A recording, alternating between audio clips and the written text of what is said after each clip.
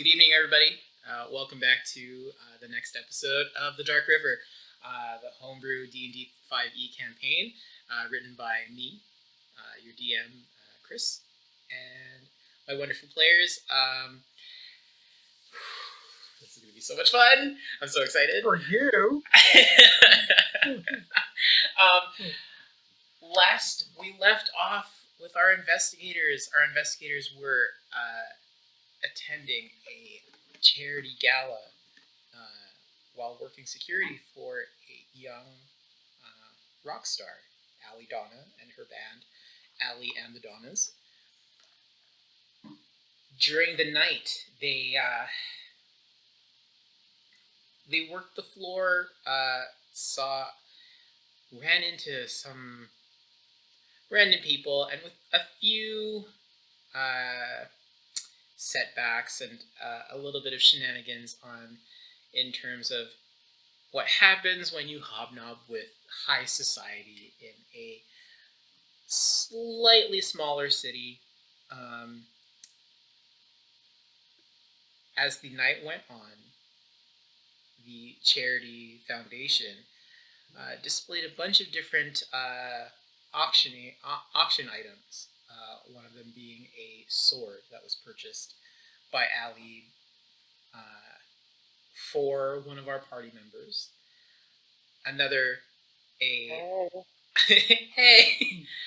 another one, a large stone pedestal that was purchased by an associate of the mysterious, elusive, and reclusive Ashton Tenbrook, a very well-known philanthropist and real estate mogul in the city. The last one of the last few items to be sold, was a painting by an up-and-coming surrealist artist that seemed to give off a very strange energy that was picked up by our resident bodyguard, Valentine. And he, along with the others, kept a close eye on the man who purchased it. Later on during the night, Ashton Tenbrook approached Allie Donna. Sorry, I keep thinking Allie X the Donnas. I'm so sorry. Merch. Yeah, exactly. And a few words were exchanged while Val looked on, watching his charge like a hawk. And then as the night petered out, and the attendees petered out. As the night wound out, the attendees were brought out to the sculpture garden to the south of the arena, near the library. But as they were leaving, the people who were collected to acquire the items that they purchased, including the man who purchased the painting, suddenly became fixated on the painting, mumbling to himself before violently breaking, literally and figuratively, splitting himself into two pieces, which then, seemingly under the influence of the painting, began to transfigure and change and bubble and mutate into two large demons. Sounds delicious. Creating madness, creating chaos and confusion in the crowd of attendees and event hosts and event workers. And that's where we left off tonight. I need everybody to roll initiative, please. Come on, baby, give it to me. Give it to me, huh? Give it to me, baby. Okay. Oh, that's not bad. It's not bad. It's not bad. Not bad. So I got a 13. 13. So plus 4 is 17. 17. Okay. Not too I shabby. got 6. I will take that. plus your dex modifier. Yes. So 6. Oh. Ooh. I got a 15. 15 altogether? Yeah. Okay. All right. So, okay, thank God. So, No. top of the round.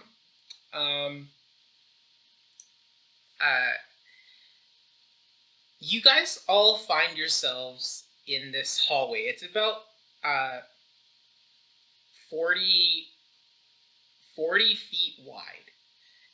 And the way that the arena is like built, it's a full like roundabout. So like really if you like you can't see from the other side, but you know that if you just keep running, you'll end up in the same place. You'll be going in a circle, really.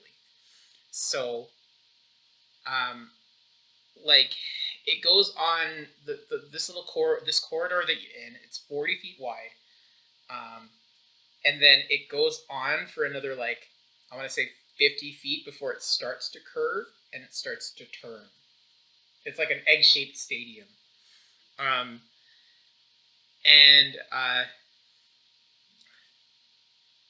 We'll say, for the sake of, like, clarity and cleanness, that most of the people who witness this man, like, rip himself apart and then, like, change, have already, like, ran past you and, like, cleared out this section. So you have a clear, I want to say, like, 70 feet of, like 35 and 35 feet, like, behind and in front of you, that's clear for now. And it's only going to get more clear as the rounds go on.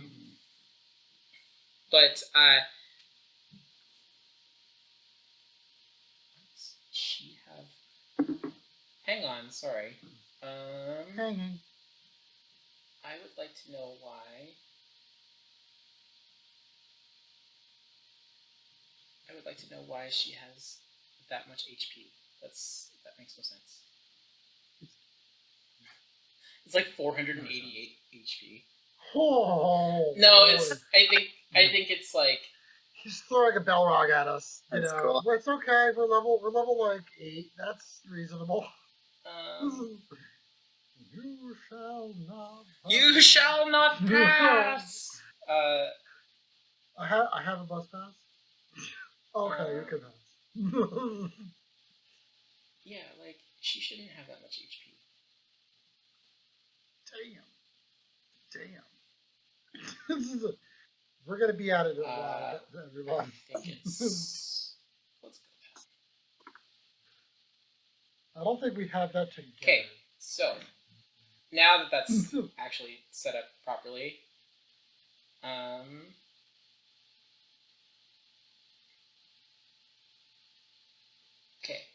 okay, that makes more sense. Sorry, I'm like sweating because I'm like, why is it doing that? Okay. Technology, no.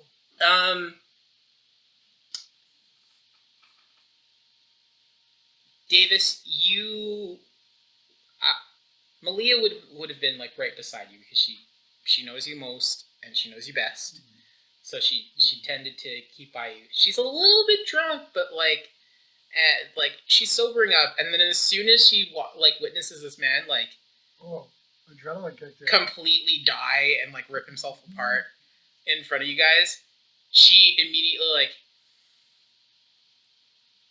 Val, give me an insight check, please. An insight check. She's real sober now. A modified 20. Nice. You see this shorter, like 5'4" Filipino girl. She has normally like bright, expressive, very expressive look on her face and like in her eyes.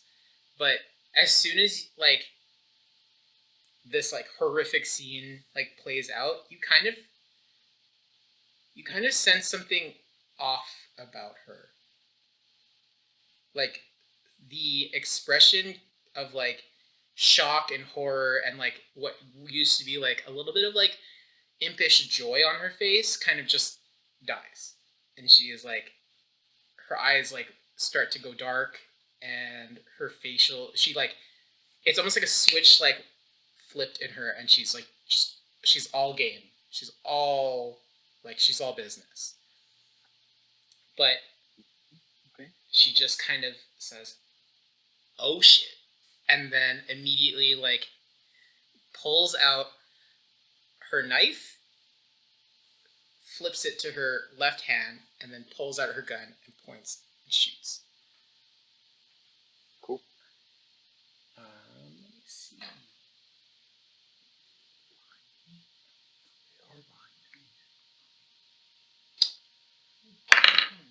Oh yeah, she definitely hits.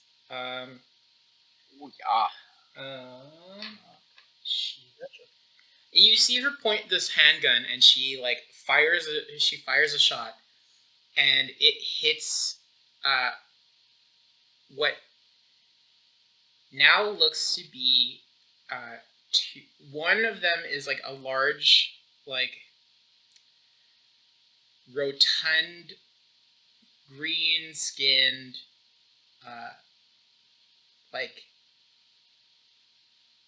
think of the creature from the Black Lagoon with like the fin-like ears, but and also like very large leathery wings on the back. And it like, she just whips out a gun, fires, and the bullet like slams into like the cheek of this thing. Solid. Where are my dice?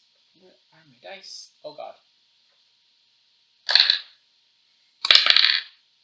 Ooh, that's great damage. For that is 12 damage. Nice. And then she looks, Davis, she looks over at you and she says, "I'll be back." And Where are you going? she immediately like darts off into like a crowd of people that are trying to run, but they're running, like trying to run past the monsters. Okay. And the other one. And you see like she's kind of like weaving in and out of like these crowds that are like running past, and she's specifically avoiding the large winged demon's eyes. But it's actively trying to track her in this crowd. And she basically, she does the hide action. She blends into the crowd a little. She's moving.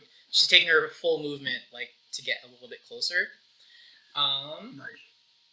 Next, Davis, you're up. You're about four, like well, these things are large, so they're about like 25 feet away from you now. Okay. I will. Go ahead. I'm sorry. And basically, like you see, like a large winged devil creature, bipedal, standing on 2 feet, and then the other one, at this point, is like, it's like it kind of looks like a nightmare version of a dragon with like white, like spindly hair, and then like arms, and then you see like the forming appendages that came from this guy, like the guy's like torso and legs that were growing, have now fully formed, and there's another 6 pairs of like arms. It's huge, and it looks like gnarled claws and talons like digging into the cement, and it looks like a giant furred centipede almost with a horse's head. Oh, great. Oh, great. Oh, great. Awesome. Yep. Cool. No doubt. Here. Absolutely. Terrifying. So I will brandish. I will brandish the Sylvan gun. And I will fire my first attack. I will fire I think I'll do a firebolt. Okay. My first attack. Which one? The fuzzy horse caterpillar. Okay, go ahead. Fuzzy horse caterpillar. Give it to me. That is a, let's see here, that's an 18 plus 4. 18 plus 4. Yeah, that hits. So 13 plus, no, I think it's a straight 13, right? For firebolt, there's no pluses to it, right? No, that was your other gun. Yeah, just, so that's 13 damage on my first hit. Okay. I will take my bonus action and activate the Sylvan Gun's bonus abilities. Okay. For my next attack, I will just fire a regular round. Okay. Come on, baby. 12 plus 9. So 21 to hit. That hits, yes. Alright, let's give me that's a D10 as well. That is 8 plus 4 is 12 damage, and then inventory, and then I get to do 2 more D8. If it fails a wisdom saving throw. If it fails a wisdom saving throw, what's my save on that? Because my spell DC is spell DC. Spell it. Oh, 12. 12? That's my spell DC. Yeah, it saves. So Okay. It'll take half damage. Okay. So you got the initial damage from the round. Yes, yeah. Okay. So this is 11, half of 11. So I'll put 6. And does it get any of those benefits now? Or No, because it made this wisdom save. It still can see you. It's not blinded. And I can do that only once, if that's correct. Yes. Right? Only once. That's fine. Well, you can do it as many times as your wisdom modifier. Like, once per turn, though. Yeah, once per turn. That's what I'm saying. Yeah. Once my wisdom modifier. I will. You know what? No, I'm gonna say go. I'll save that for another time. Okay, cool. So anyway, this is some alright damage. I did like. Yeah. 30 damage. Is that your turn? Was it wearing anything? It's got fur, doesn't it? Yeah, it has fur. Yeah, it depending on what it does, I think it's either lit on fire or like fur is done burnt off creature. Oh, you're right. Hold on. How do I? Firebolt's fire damage. Fire. Spells, so Firebolt says you hurl a note of fire at a creature or object within range, yada yada yada yada. A flammable object hit by this ball ignites as if it's wearing, worn, or carried. Okay. Okay. That's just a cantrip. I can cast that every damn turn if I want to. Yeah, you know what? You fire like the first shot. Val, you watch as Davis, like this tall tabaxi, pull out a very ornate gun with wooden stock and like a very nice intricate metal barrel. Fires off a round that like gives off a streak of like bright orange light, and it slams into this horse demon thing. and it like the fur suddenly like, and it starts to like catch fire, and it like screeches in like pain, and then he shoots another round, and you see this shot is like a line of pure black energy, but it hits the demon, and then it peters out, and it almost like it looks like the dark energy is trying to take purchase, but it doesn't. Set.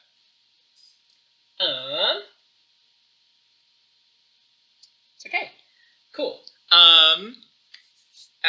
So Scully, that's your turn. Yeah, it is my turn. I'm gonna. Yes. I'm not moving because I do not have to. I am staying as far away from them as I can.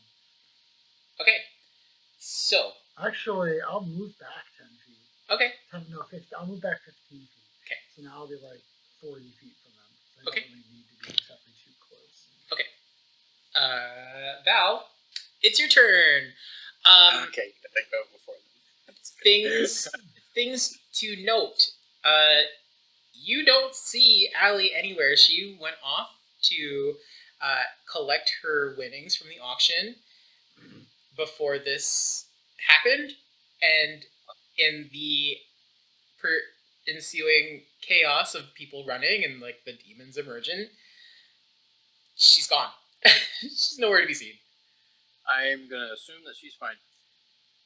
I'm gonna take out one of the cylinders that are attached to my belt, click it, and just summon my long sword out to the next to me.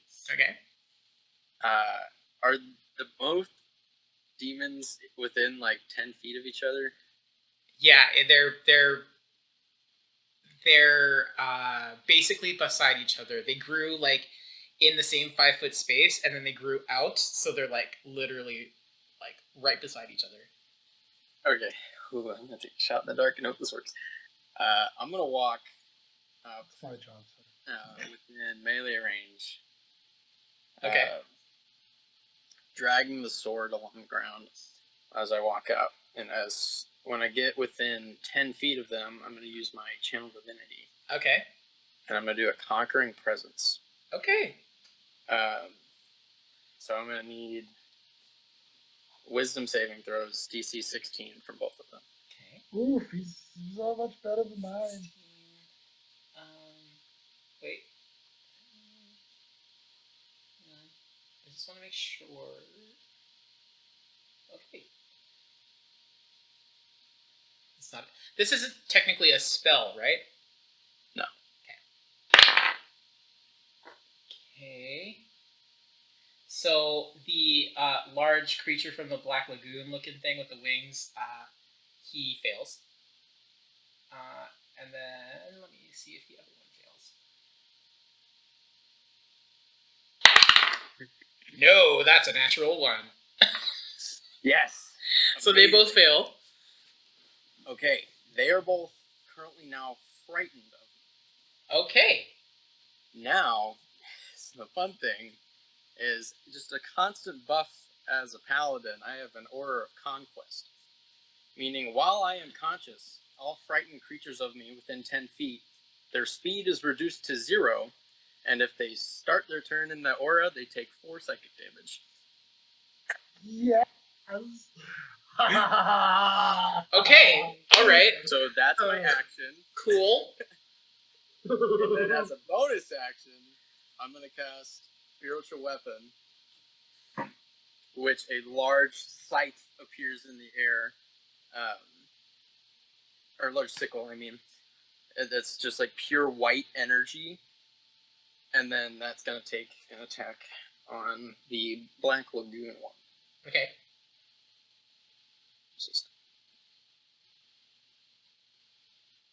Does an 18 hit? 18 is its AC. Oh, let's go, baby. Ooh, off the nose. Good to know. Alright. Oh, max damage too. So that's going to be Jesus. 13 points of force damage. 13, you said? Yep. Did you say horse damage? No.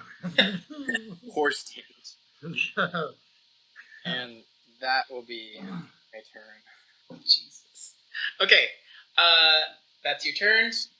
Ooh, y'all. So while they're frightened, they have disadvantage on ability checks and attack rolls Okay. while they can see me, and they can't willingly move closer to me. And I'm standing about 10 feet from them. Okay. Fuck. Okay. Okay, so you said that they take 4 psychic damage every time, right? At the start of their turn, yeah. Okay. So the creature from the Black Lagoon, like, you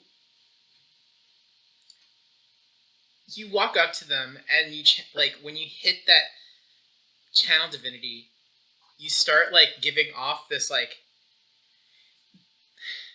It's not like light. It's more of like a reverberation and like shaking of the air around you that kind of just like pulls everyone's like attention in. Even you, Davis and Cassie. Like you can see that the air around Val is starting to like rumble and like almost like when like heat is so crazy that like you can see that the air is like yeah. Yeah, the ripples. And you can see that these demons are now like trying really hard not to like run. And like it's almost like you can see a little bit of a trickle of like blood, like maybe a drop of blood coming from one of their eyes. And then what can I do? What can you do? What can you do, Chris? I was gonna say, what can you do, Chris? Also, this is why Val is such a good mercenary.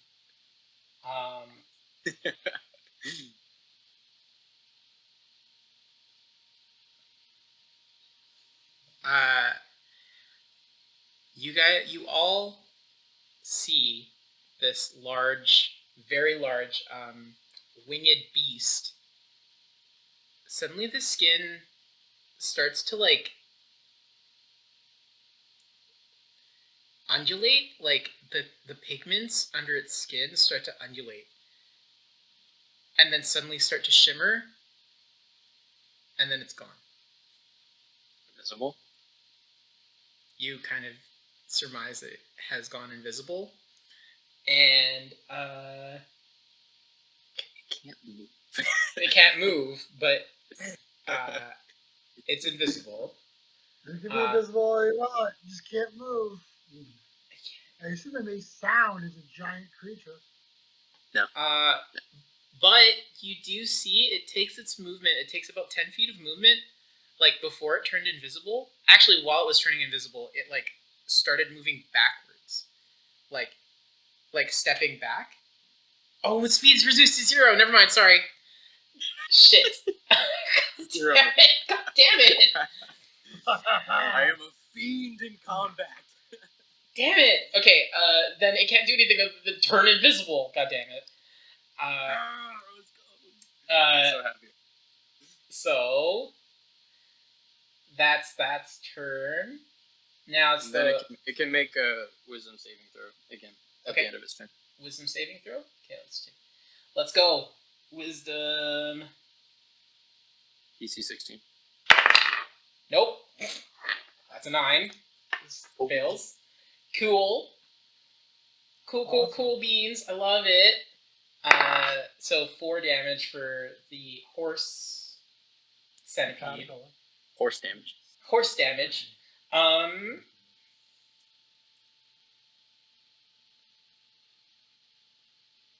Okay, so I need Davis, I need you to give me a charisma saving throw, please. Charisma saving throw. Okay, let me open up my saving throws here. Oh, that's not bad. That is 17 plus 2. Sorry, a wisdom saving throw. Sorry. Wisdom saving throw. Cool. Did you say 17? I said 17 plus 1. Now it's 17 plus 1. Yeah, you're fine. Good. Cool. Damn it. Fuck. You guys are ruining my life as a DM. That's our job as your PCs. Make terribly awkward jokes and ruin every combat moment. Okay. Cassie, you're up next. Because that's apparently all that my monsters can fucking do. Oh, the wisdom saving throw. Yeah. That's not any better. Hold on. No, that's a 9. Thank you. Thanks everybody. Love it. Frightened in place. Yeah. Cassie, it's your turn. Cold as Okay. ice. What am I looking at? So basically, you're in this 40-foot, like cement corridor, and like on the right side, there's I like. got all that. Just like, what is? So basically, you're looking at a very large. Well, you were looking at a very large, green-skinned, winged demon, glowing red eyes. And you're also looking at a large, almost insectoid horse, dragon, centipede thing. Very sharp teeth, long, white, spindly hairs. And they're both staring at Val, who is literally standing 10 feet away and just like staring intently while like the air around him like vibrates. Okay. Well, wait. I'm not prepared. Whatever. Okay, I'm just gonna use my my blade thrower. Okay. Well, where am I, like, in proximity to these things? You all were in a group, so Just you're relatively about. close to everybody? Yeah, you were with everybody else, so you're about like 25 feet away from these monsters. You also Okay. saw that Davis actually took like 15 feet back. Okay. So. All right. Yeah, I'm gonna shoot at the insect horse hippocampus thing. Okay.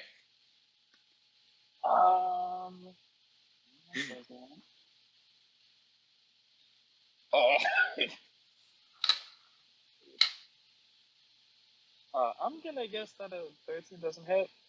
13? Yes. No, unfortunately. All right. Okay, so I shoot and miss. Okay. Okay. Anything else you want to do? I'm not gonna push my luck. All right. So, back to the top of the round.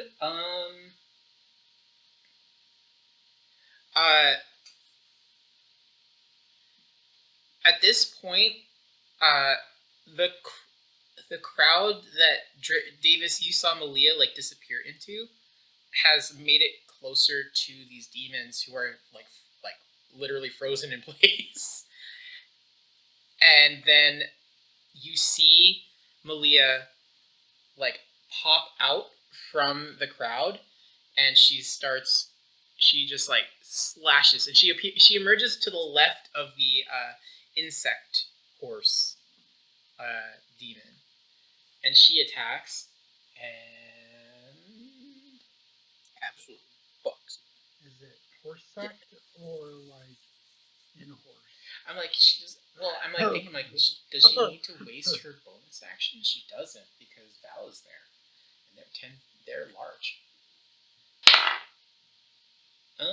Let's see.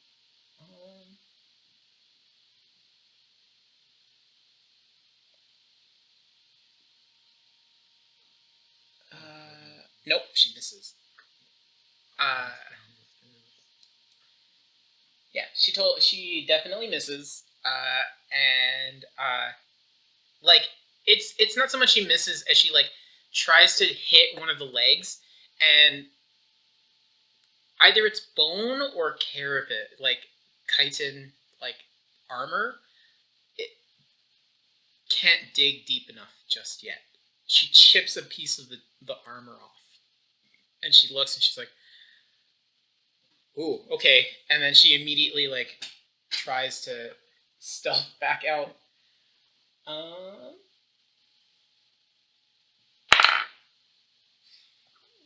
15. Yeah, no.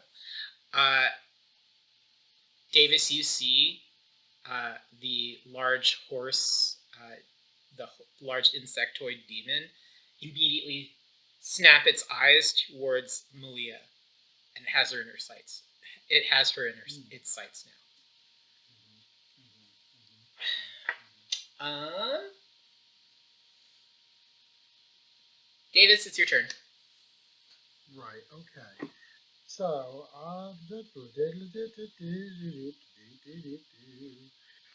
features and traits. Features and traits. Bonus action to activate Selling Gun. Okay. And let's just do something here. Let's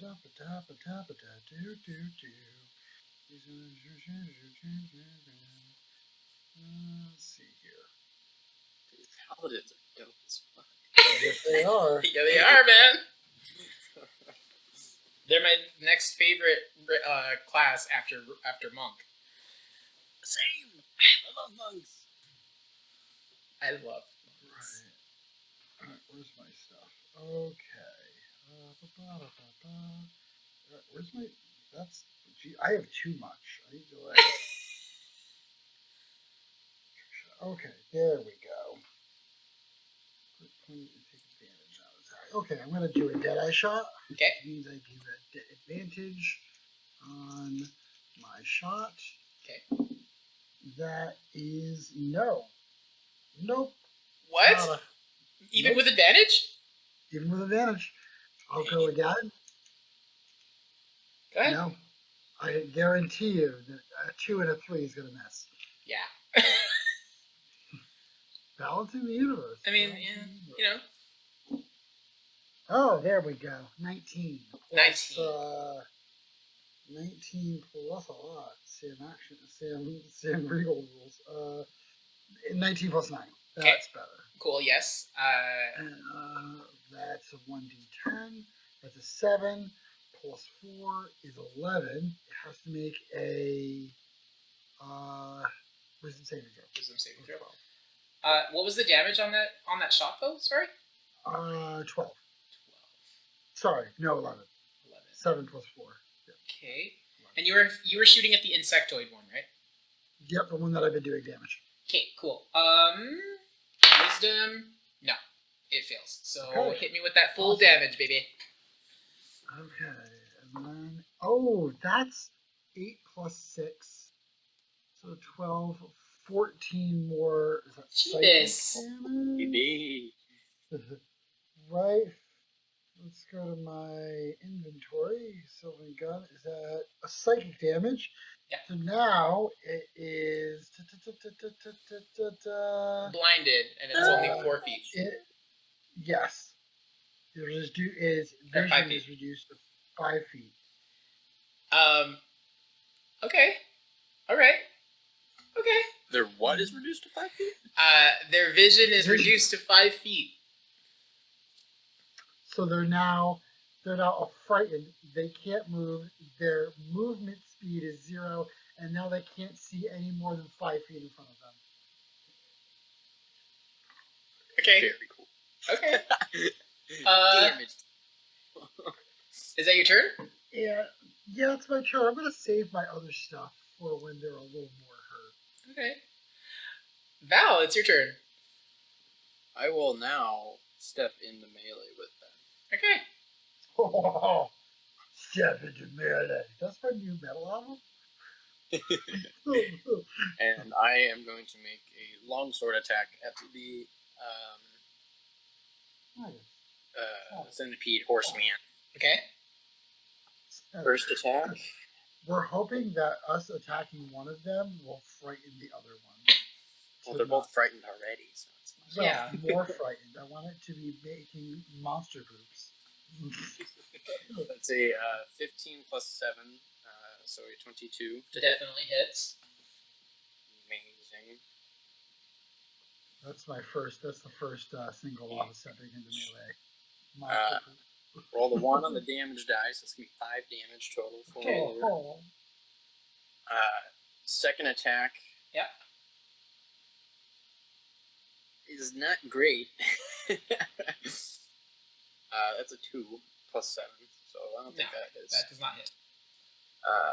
But I will go ahead and make a spiritual weapon attack against the other one, but it's invisible. But I know it's still there, so I'll take the disadvantage attack. Okay. I'll be right back. And that is going to be, I think that's plus 8, modified 20 to hit. Yep, that hits. And that is 9 points of damage. 9. There. 9. Okay. So cool. Okay. So, next.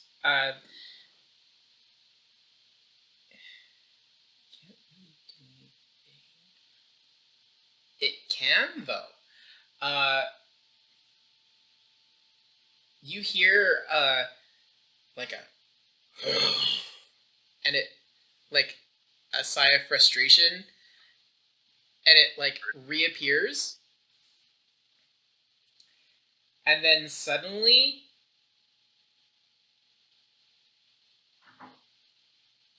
the entire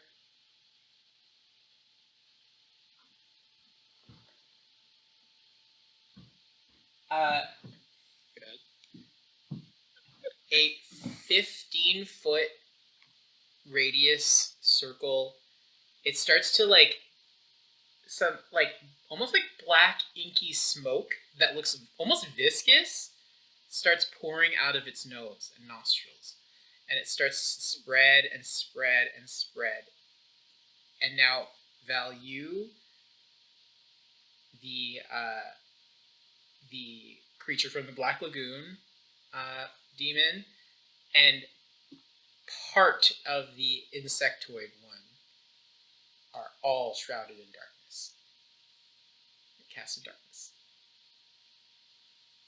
Arden says, that's magic darkness. It is.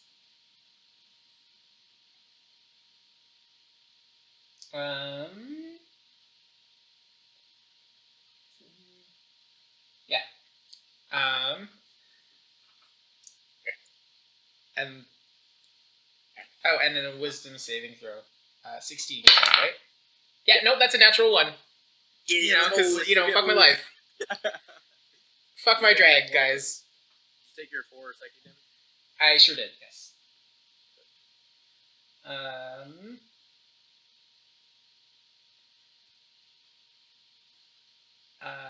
Next turn.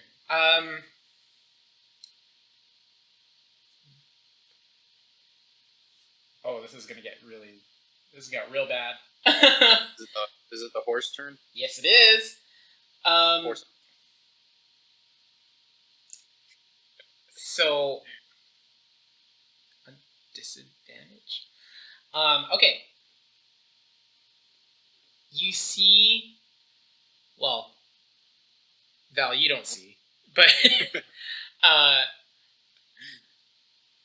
you kind of hear, in, like, shrouded in this, like, cloud of darkness, you kind of hear, like, shuffling and like getting ready, and you hear the of something, like, whipping towards you, Attacking me. That's fun. and it says disadvantage, right? Yes. Okay. Oh, that's not even better. So 16? Misses. Damn it. Okay, you feel another something coming at you. Disadvantage.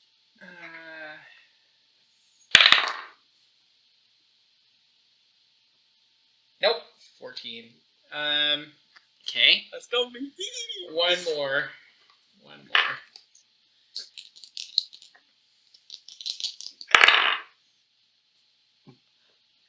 Okay. Yeah. Hang on. I gotta do something because this has never fucking happened to me before. This has never happened to me before, and I swear to God, I'm going to post this. You rolled 2 nat 20s. He did, didn't he? I know it. 2 fucking nat 20s. That's never happened to me. On disadvantage. Okay. I'll respect it. That's fine. I can take it.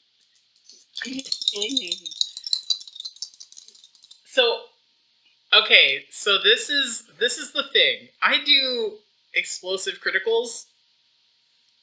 So Okay. that's Word. 25 damage off the Okay. hop. What kind of damage is it? Slashing.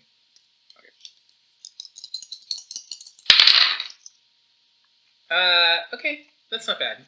25 plus 9 plus 14 more slashing damage. You got it, boss. You feel this like rake of like talons just nearly impale you at this point. It like cuts into you, slashes you out, and like whatever treatment Tully did to your suit, like only managed to stop it just a little bit. Mm-hmm. And it like you could feel like rivulets and like rivulets of blood kind of like pouring down your side. And that's your turn. What's the saving throw? Oh, right. You're right. Nope, that's a 3. You know, because of course I can get 2 nat 20s, but never get like a fucking succeed on the saving throw. Cool. It's okay. They can't. Wait a minute. So you're 10 feet from them, right? No, he moved into. I moved into melee, so I was can. gonna say because they can't see more than 5 feet in front of them.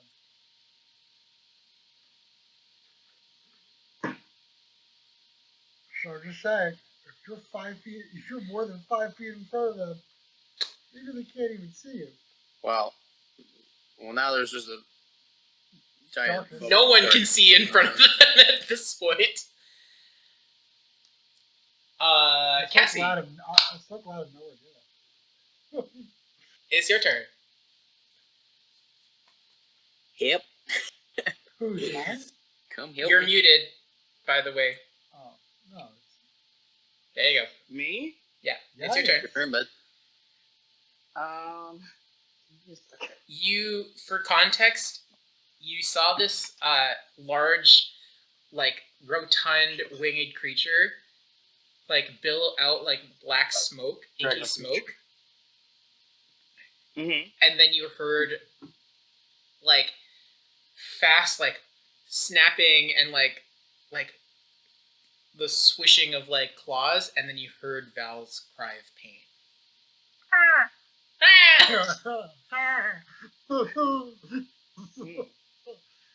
For such a large guy, he doesn't sound very manly. A Luigi scream, it was basically. And how far away is he? 20 feet, but you can't see anything because there's a large cloud of darkness. Oh, I can't see nothing? Okay. I mean, you can see because like it's this cloud of darkness is kind of just like situated like another 10 feet away from you. It's basically a 15-foot like circle. Okay. What can I see? Can I see the other thing? You can see a bit of it, like probably like half of it. So if I like shoot at it, it'll be like at disadvantage, I guess. No, you can see it. You can see where it is. Like you're.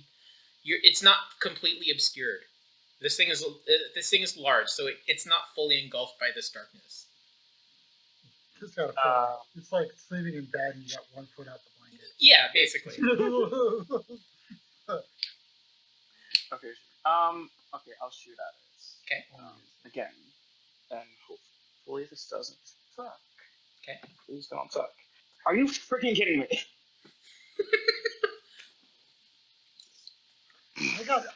used advantage, you got a 2 and a 3. So I feel Oof. like Oof. and I don't Listen, get it guys, back. I'm doing my job. I don't get it back until I kill something. Hey, I got 2 nat 20s. I'm happy. This is Yeah, you are. I'm happy it was a combined 1 natural 20 and a 2 natural. yeah. Yes, I will refrain because the universe hates me today. For a For whatever total reason. of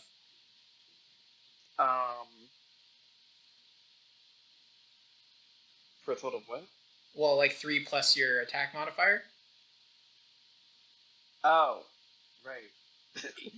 So I guess that's 10 Yeah, no, altogether. no, you're good. Never mind. Sorry. I was trying to throw you a bone. I thought you had a bigger attack modifier. Got an attack No. modifier of 50. Oh, come on. Well, Oh, well then, whatever. It's fine. okay. So yeah, you miss. You missed. No, if it was a natural 1, I would have been a little more. I would have made it interesting, but no. Is that your turn? Okay, fine. Yeah, I'm just gonna end my turn and feel bad for myself. Okay. Malia is going to give it another crack. You know, she has a nice. Oh yeah, Please. that's great. Please do something. Please do something. So yeah, that's a she did. She got a 27. That'll hit. I'll do. Let's see. So she's got that. All my fucking D6s. She's melee, right? Sure, she sure is. Is she within 10 feet of me? Yes, she is. Okay. For future reference for her, she has +5 on all of her saving throws. Okay, sounds good. As long as she's within 10 feet of me. Did she just move past me, or has she been in front of me the whole time? She was beside you, and then she ducked into a crowd that was running towards the monsters to like sneak up. Alright, I have to take it over. So what does she do? Oh, that's a lot. Okay. Well, no, actually, that's not that much. So 4, 8, 12. So 18 slashing damage. Dick.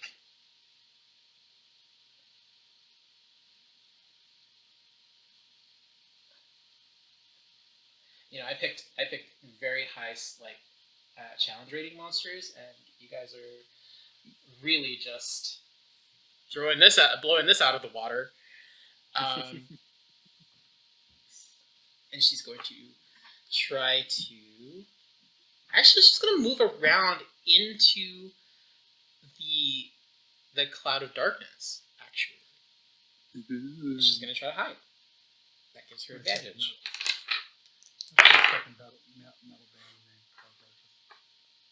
Okay, and then You got a lot of those. I did.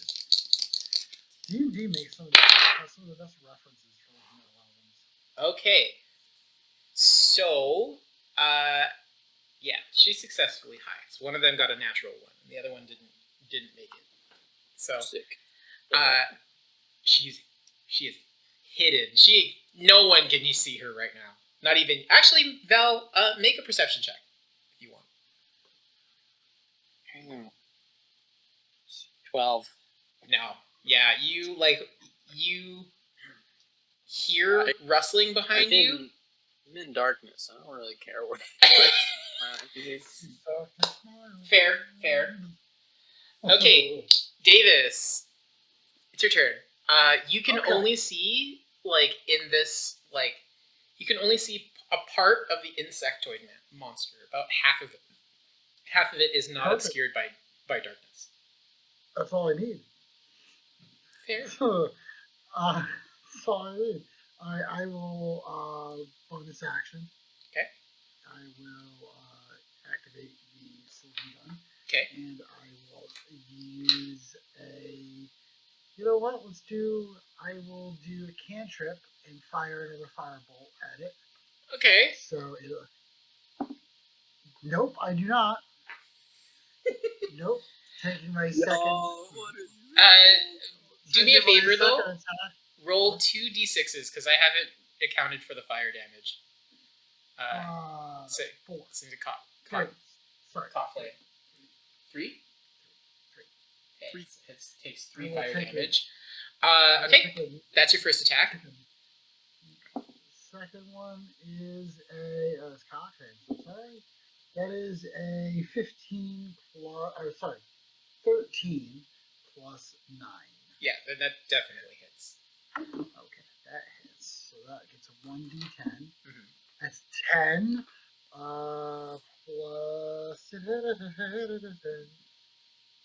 Plus 4 is 14. Okay. And you activated the bonus action for the first shot, right? Mm-hmm. Okay. No, but it does not. I don't think it carries over to the second. No, it doesn't. Okay. Is that your turn? I don't think I have anything else. No. No. Good. Okay.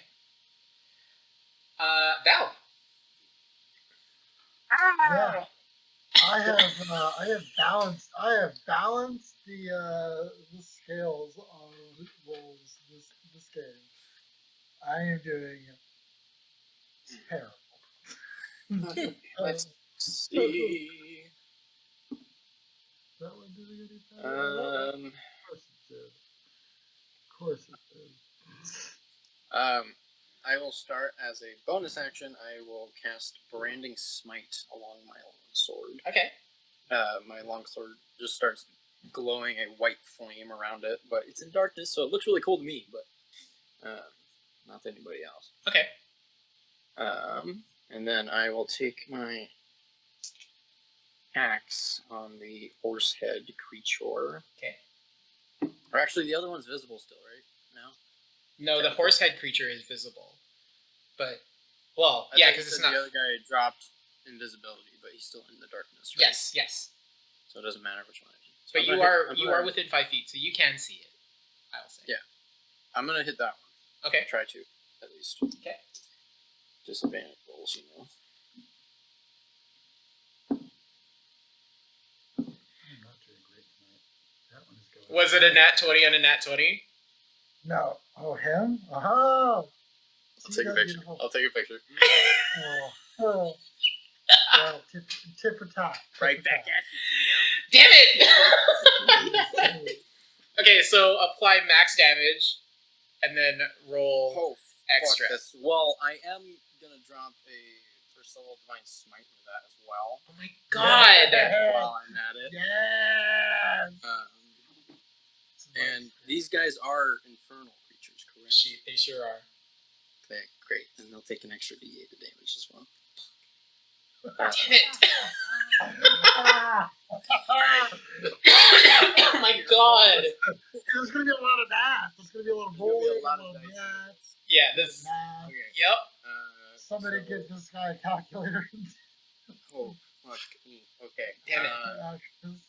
So Branding Smite is 2d6. Okay. So My 12. longsword is a d10. 10. So 22. And then my Divine Smite would be 2d8, but since they're infernal, it's 3d8. So another 24. Yeah. So that's all the dice I have to roll. So he Oh gets that right god. off the- 24 plus the rolls. Oh my god. Yes. Plus the roll. Wait. No, hang on. So it's 8, 16, 24, 34, Yeah, 'cause he gets 46 base. No. And then the rolls. Then the rolls.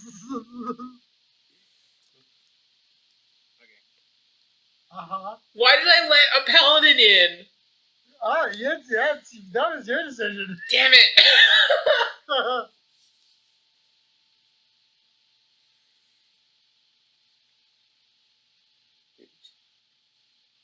At level 8, nonetheless. A level 8 paladin. Plus another 38 points of damage. So that's what?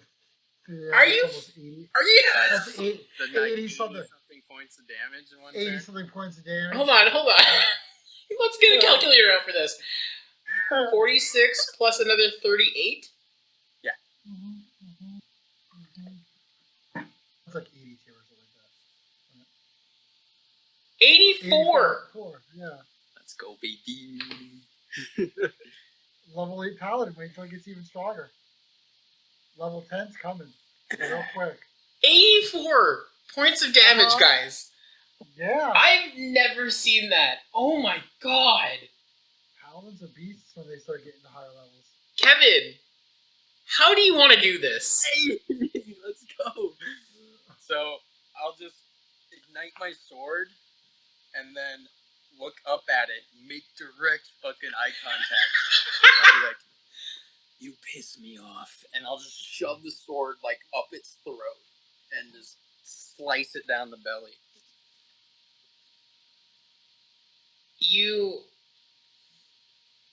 jam the sword up through the gullet right here, and it's like you can feel like the sizzling and like the combination of the fire energy and like the divine energy that's flowing out of the sword is like not just cauterizing the cut, it's actively burning away as you're cutting, and you can see that like you cut down so fast the internals have no time to fall out. They're just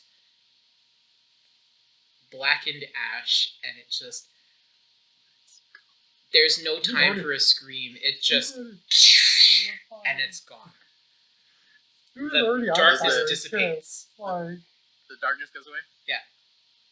And you are left standing, bleeding profusely from your side, but just the other insectoid demon is looking for where its comrade was.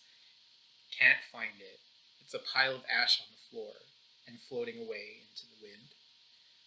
I will then direct my second attack. Oh my god!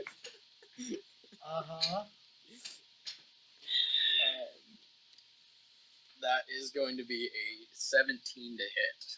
That absolutely hits, yes. Really? Yeah. Okay.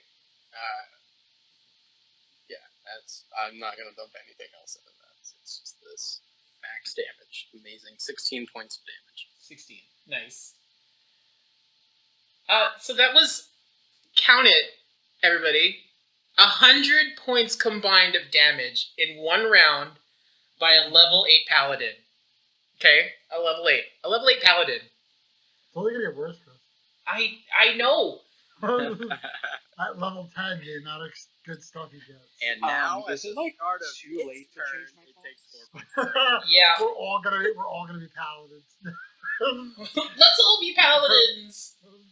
Dude, Make Chris cry. Because, okay, think about it. If you all, because all paladins get the aura of protection, which adds their spellcasting ability to their saving throws, and then adds that to everyone in 10 feet of them. So if you had a group of paladins just stacked on each other, their saving throws are like broken. Done. Like Yeah, it's 20s. done. Yeah, My god. you've min-maxed on another level.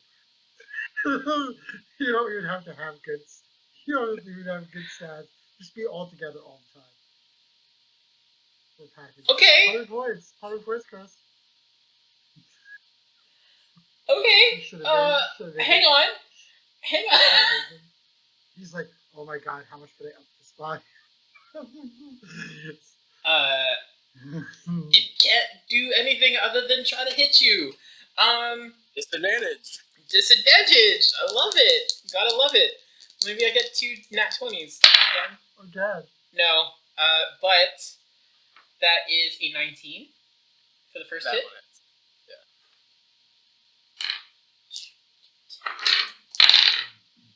So that's 9 plus... So 14 points of piercing damage on the first hit.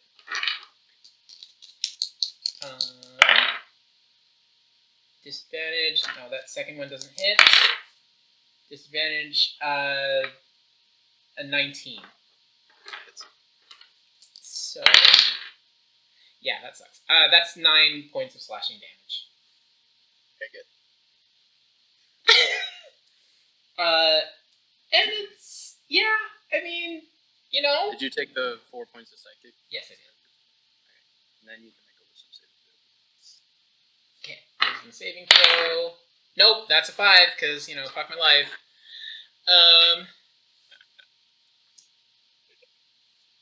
Can't fucking go anywhere, but... Sorry, Chris.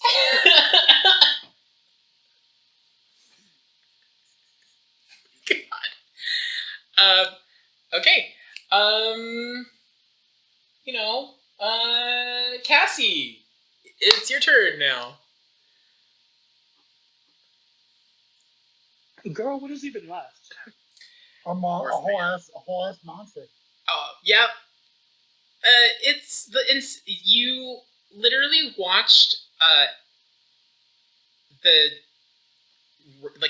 that weird sphere of like black inky darkness suddenly just fall down almost like BB pellets onto the floor, and like all that's left was Val with a glowing white flaming sword, the large winged monster dead, gone, turned to ashes, and all that's left, and he turned and swung at the insectoid monster and hit it pretty hard, chopped off one of its limbs. And I guess I can infer that he like also just obliterated the other thing. Mm-hmm. Okay. Well, at this point, I'm definitely like shocked and confused and slightly turned on. But I'm gonna take my turn. Okay. I'm gonna. How far away is the other thing? It's the same distance, about like from you, 15 feet. Okay, I'm just gonna run up to it and like take out my sword of life. The sword of life is a dagger, right? No, it's a short Or is it sword. a sword? Oh, it's a short sword. Mm-hmm. Okay. Hopefully this is correct. All right, so I'm gonna go for that. Use the sword of life, and hopefully, this doesn't mess. Finally, okay. That is a 19 plus 8. Oh yeah, definitely hits. Better. Add 4d6 for your sneak attack damage, please. Okay, work. And also, are you doing anything with the Sword of Lies? Are you activating it with your bonus action? No. No? Okay. So, give me a d8 plus your, I think it's 2d6. Wait, 1d8. Yeah. This is it. Yes. 8. Plus, Um. plus your 4d6 for a sneak attack. Oh, you know what? Let me just use my freaking phone. Okay. So the 1d8, right? Yeah. Plus what? Plus your dex modifier plus proficiency. Which should be 3. Plus okay, so your dex. 3 plus. Okay, so that's 7. Okay. All right, so that's the max damage. So that's 15. Okay. Plus 3, then, plus 4d6. And 4d6s. All right, give me 1 second. 6, 4, and don't suck. I allowed a party of full DPS people, so like, you know, that's on me. So that's plus 14. So 29 points of damage. Yeah. It's no, paladin, but it's... Yeah, you know, it's no paladin, but sure, cool. It's not hard. It's not 100 points. Cool. Yeah. You run up and you unsheath your sword, and it's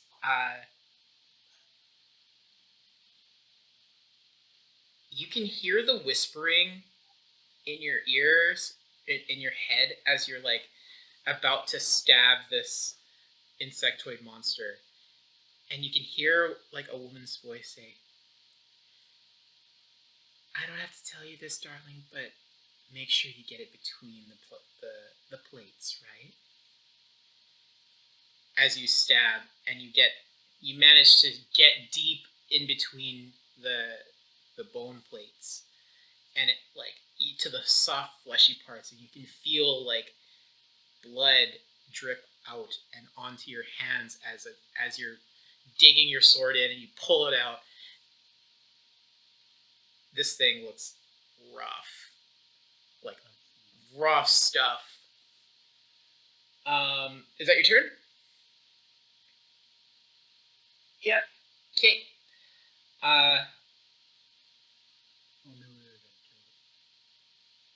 Malia, she, you see her,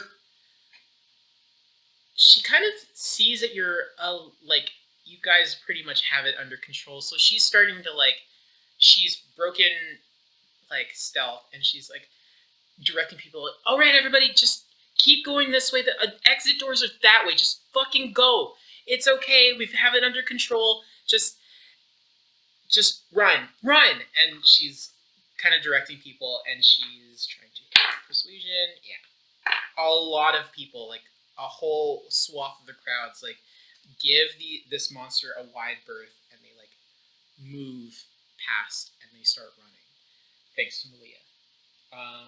That's her turn. Davis. All right, first hit.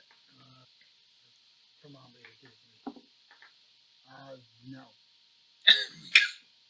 Okay. Next. Second. Bro. That's a natural 20. Of course it is. Let's go. That's my first one in forever. Oh god, that is the first one in a long time. So I'm putting it in general. There, just so that's confirmed. Okay, so that's a D10. Oh, I forgot to do bonus damage. Yeah. That's okay. So that's a D10 right off the old get and go there. And then I roll another D10, and that's 9. So 19 plus 4 is 23 damage. I am now going to take. Wait. How do you want to do this? Oh, I get my grip point back. Nice. How big is it? Like, it's a large. It's large, right? So it's like 10 feet. I'm gonna say another, like, it's about like 11 feet tall at, like, even at a crouched position. I'll reach behind my back under my jacket and bring out a stock and click it on the gun. And, like, put it up against my arm to, like, ready it and then fire and, like, right into its eye. You fire, and it's like slow motion, like it's almost like whoosh, and you see the bullet like hit, and the entire back half explodes. Armor Davis putting down his horse. And then it, like, it was a little lame. the head snaps back, and then it like it's about to fall, and then it stops midair. Bone and guts and like viscera, like flying out, and it stops, freezes, and then it starts to like fizzle away, turn to ash, and blow away.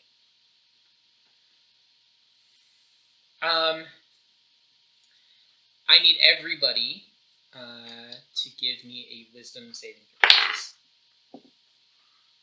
Oh, that's not bad. Where the hell was that in my first round? Like, fuck.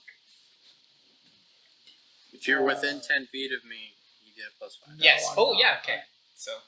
I'm not. I'm like 40 feet from the monster. Yep. So 18 altogether. Okay. I got remember 24. how far away I Okay. Cass. You're right up there with them. Fantastic. Yeah. am. Oh, okay. So altogether, I think it's like 14. 14. Cassie, when you, as you watch this monster like Oh no. freeze frame like in death, there's a flash of like something else between your eyes, and you see that you're brought to a dark room. It's washed in like almost like a red light, like a developer's room light. And there is a guy, short hair, dark hair, and he is in front of a canvas, and he's using a very large painter's brush, and like hitting broad strokes of the paint against the canvas. And there's like candles around the room and weird pieces of paper plastered onto the wall, and the images flash again to the paintbrush, and you see that like this red paint that it has, like this person's using, you see the tip of a few fingers floating in the paint, and he dips the paint again in the paint, and he swipes another swath onto the canvas, and then the flashes are gone. All of you come to, and everything seems normal. And it's not just you, it's everyone. Everybody kind of just like, and sees nothing. There's just a man dead on the floor, pale, almost putrefied at this point. There's a heavy stench of like rotted flesh permeating the air in front of this painting.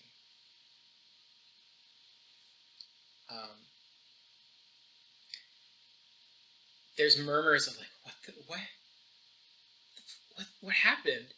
And Malia is looking very confused because she just came to as well.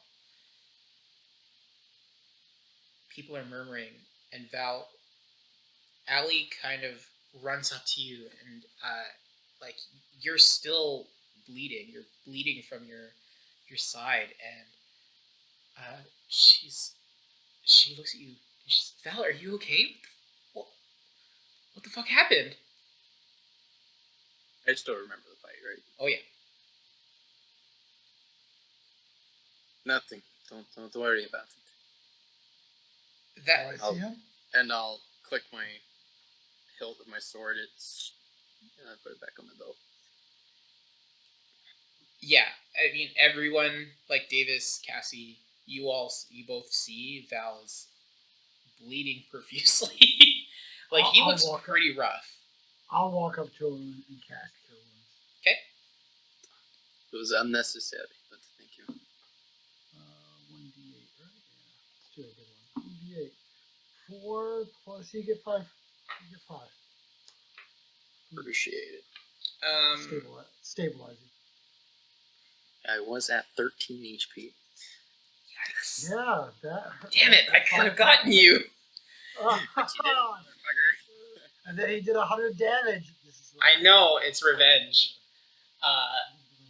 But she looks very concerned, and she kind of like, you see her touch, like kind of like gingerly touch the wound, even as Davis is like healing it. She pulls it back, and there's still a little bit of blood, and she says, "The fuck," and she starts humming under her breath, and a light starts. It's okay. I will take care of myself. Are you sure? Yes. Just trust me. Okay. I will explain everything later. Okay. If you'll excuse me, I'm going to go freshen up again. I just limp to the bathroom. You saw my super dad. Will you excuse me? I cut my throat open earlier, and now my shoe is filling up with blood. Like limp away. I threw up. Should it do this? It's just disgusting. Is this normal? Disgusting. Is it normal to have holes in your body? What, Davis, Cassie, are you two doing anything as Val heads off? I click off the sock and I reach back in my jacket and put it in the holster. Okay. That's behind me. Put the gun away and I go, "Are you okay?" Me? Yes. No. Am I bleeding? The other assassin. Am I bleeding? No, I meant mentally okay. Yeah, I'm good. I'd be better if I had my sword. That's true. Where's Allie anyway? Where is Allie? You see Allie, and she at this moment she's like talking very gingerly with Val. Davis, she was right, like she's literally right beside you. Val left you and her standing as he walked off to get cleaned up a little bit, and she's holding this like sword, and she's just kind of like looking like confused. Miss Donna, over here. Sorry. Are you guys okay? Yeah, we're all right. Your attaché may need a little help. Yeah, I mean, you saw her. She was trying to do a cure wounds, and he said like, no, it's fine. I'll just walk up to her, like with one hand, snatch up the sword, and say, "I am now." And she's like, yeah. Will that be Zelle or PayPal? And she's like, I'll take PayPal. Cool. And she's like, or you could just cut me a check. Just distribute. I look What at is her. this? I'm just looking over at you. Like, are you just distributing money now? Are you giving out loans? Are you a bank now? Bank assassin. The interest rates are deadly. It's my one. It's pretty good. Yeah. Basically, she looks like really concerned for the lot of you, and moments later, you hear heavy footsteps, like footfalls, and Threll comes in, and he looks concerned, and he's. Where were you? getting people out. What happened? What happened? You know, everyday stuff. Demons, half-horse centipede, people, things being growing from the flesh of a single person who ripped their body apart, but actually did not, and it's just a rotting corpse on the ground now. You know, everyday stuff. I think it's just like he's just like, Don't worry, we took care of it. yeah, That's what we're here I for. can see that. He's like, jeez, and he's like sniffing the air, and it's just like it stinks, like sulfur, rotting flesh, and like wetness almost. And Ooh. you, Cassie and Davis, give me perception checks, please. Well, that's not bad. 16. That is very bad. Perception, you said? Yes. So 23. 23. Altogether. 9. 9. Okay. Yes. You, Cassie, you see the painting. You both, like, your eyes drift over to the painting and, like, the dead body that is, like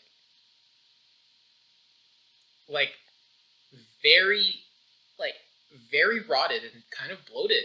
You know, like, this shouldn't be happening to a freshly dead body. You watched him, like, you saw this man and he was fully alive about, I don't know, 5 minutes ago, maybe. And now he's literally a rotting corpse. I'm like, I need a cigarette, and I'll walk over to the corpse. And is the painting still there? Yeah, but the painting looks different. What does it look like now?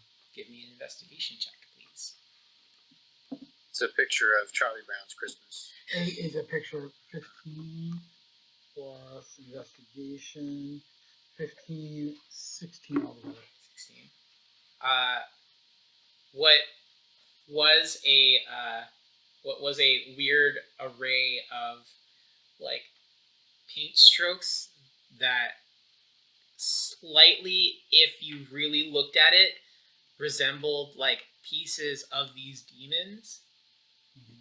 Like, it's like a Monet, like, from close up it's a big old mess, and from far away it's okay. Yeah, you know. I saw that. You better drag that painting. Now it's a very clear painting of the moment that the man ripped himself in half. So I'll walk over and I'll take my cigarette case out, put one on my lip, and take out my Zippo and light it. Sir, there's no smoking in the stadium. And I'm like, take my lighter just to, like, get a closer look and be like, oops.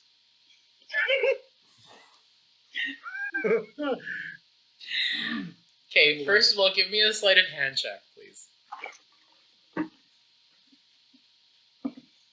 That's a 17. 17. Okay. Sleight of hand, I have plus 7. So... At 24. 24 plus my proficiency, 27. Okay. I mean, yeah, you can very much, like, no one was really going to be able to stop you from, like, accidentally, like, touching it with the fire. It's a little dark out here. I can't really see all the details. Oops, I'm sorry. But the painting doesn't catch. Am I near the painting? Oh. Huh? The painting doesn't catch. Oh. I look at Thrall and I go, hey, Thrall. Yeah? This needs to be taken back to the college and locked away. All right. And he walks over to the auctioneer, like the auction people, like the auction house people, and you see them, like, having a heated discussion. It was really a test, honestly. If it didn't do anything, Yeah. I knew something was needed, but I was like, I'll do it. And if it goes up, then we're safer. Yeah. For this. But But nothing happened. Nope. Perfect. Then I know it needs to be locked away. And you all can see, except for Val, who is still cleaning up, you can see that Thrall is having a very heated conversation with the auction house representatives, and he says, after a while, like the auction house people, like kind of like acquiesce, and they're like, and like he directs someone like out of earshot, and Thrall trots back over to you guys, and he says, "Okay, they'll be leaving it for some of our reps to come pick it up." Probably a good idea. Unless you want somebody to have it, and I don't know, tear themselves asunder and make 2 more demons. And then, or just murder somebody. Or murder somebody, or whatever this Zool-esque painting does. And he nods and he says, wow, like, the painting did it? The painting did it, yes. Yes, the painting in the arena with otherworldly powers. It was the painting in the arena and Colonel Mustard. Yes, it was the painting, Phil. And Val comes back from the bathroom. A little less. A little less. I was gonna say, are you still leaking? Like have you been? We just spoke briefly today. Well, let me. My manners. I am Cassandra. Nice to meet you. Volunteer, but you can call me Val. You can call me Cassie. They're smoking a cigarette, looking at both of them, going, That was very impressive. What you did with. Thank you. Yeah. I pride myself in how I kill things. Me too. Ow. You're okay. Oh, how do you do the and she and I point to the click things where you click it and then I had these enchanted a long time ago, and they're like just a solid black cylinder with a button on the top, and I click it, and the long sword just, and then I click the bottom of the hilt, and it goes back. And the look on my face screams like basement play. You're gonna need to teach me. Well, maybe not me. I'm all thumbs when it comes to magic. Mickey, maybe teach her how to do that to my stuff, if you can. Well, I didn't do it myself, but they were a gift. Really. Oh. Okay. Well, I'll make you bad anyway. I'll look over at Thrall and go, better watch yourself. Looks like there's a new player in town. And I just flick the cigarette. I just flick the cigarette. He, Thrall kind of gives you the side eye and rolls his eyes and he's like,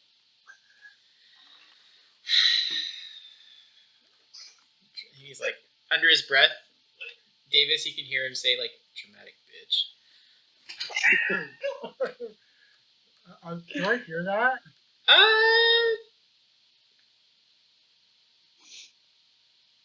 Give me a perception check.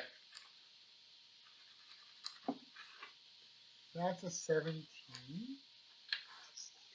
Perception plus another 7. Oh yeah. Yeah, you heard him. And I'll yell it, and I go, "Don't worry, he's a grower, not a shower." And I walk away. I'm just like, what? The moment is lost on you and Val at this point. But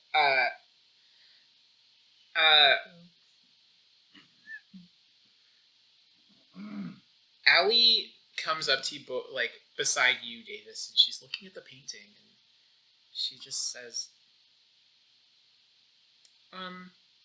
she's like, weird, the magic's gone.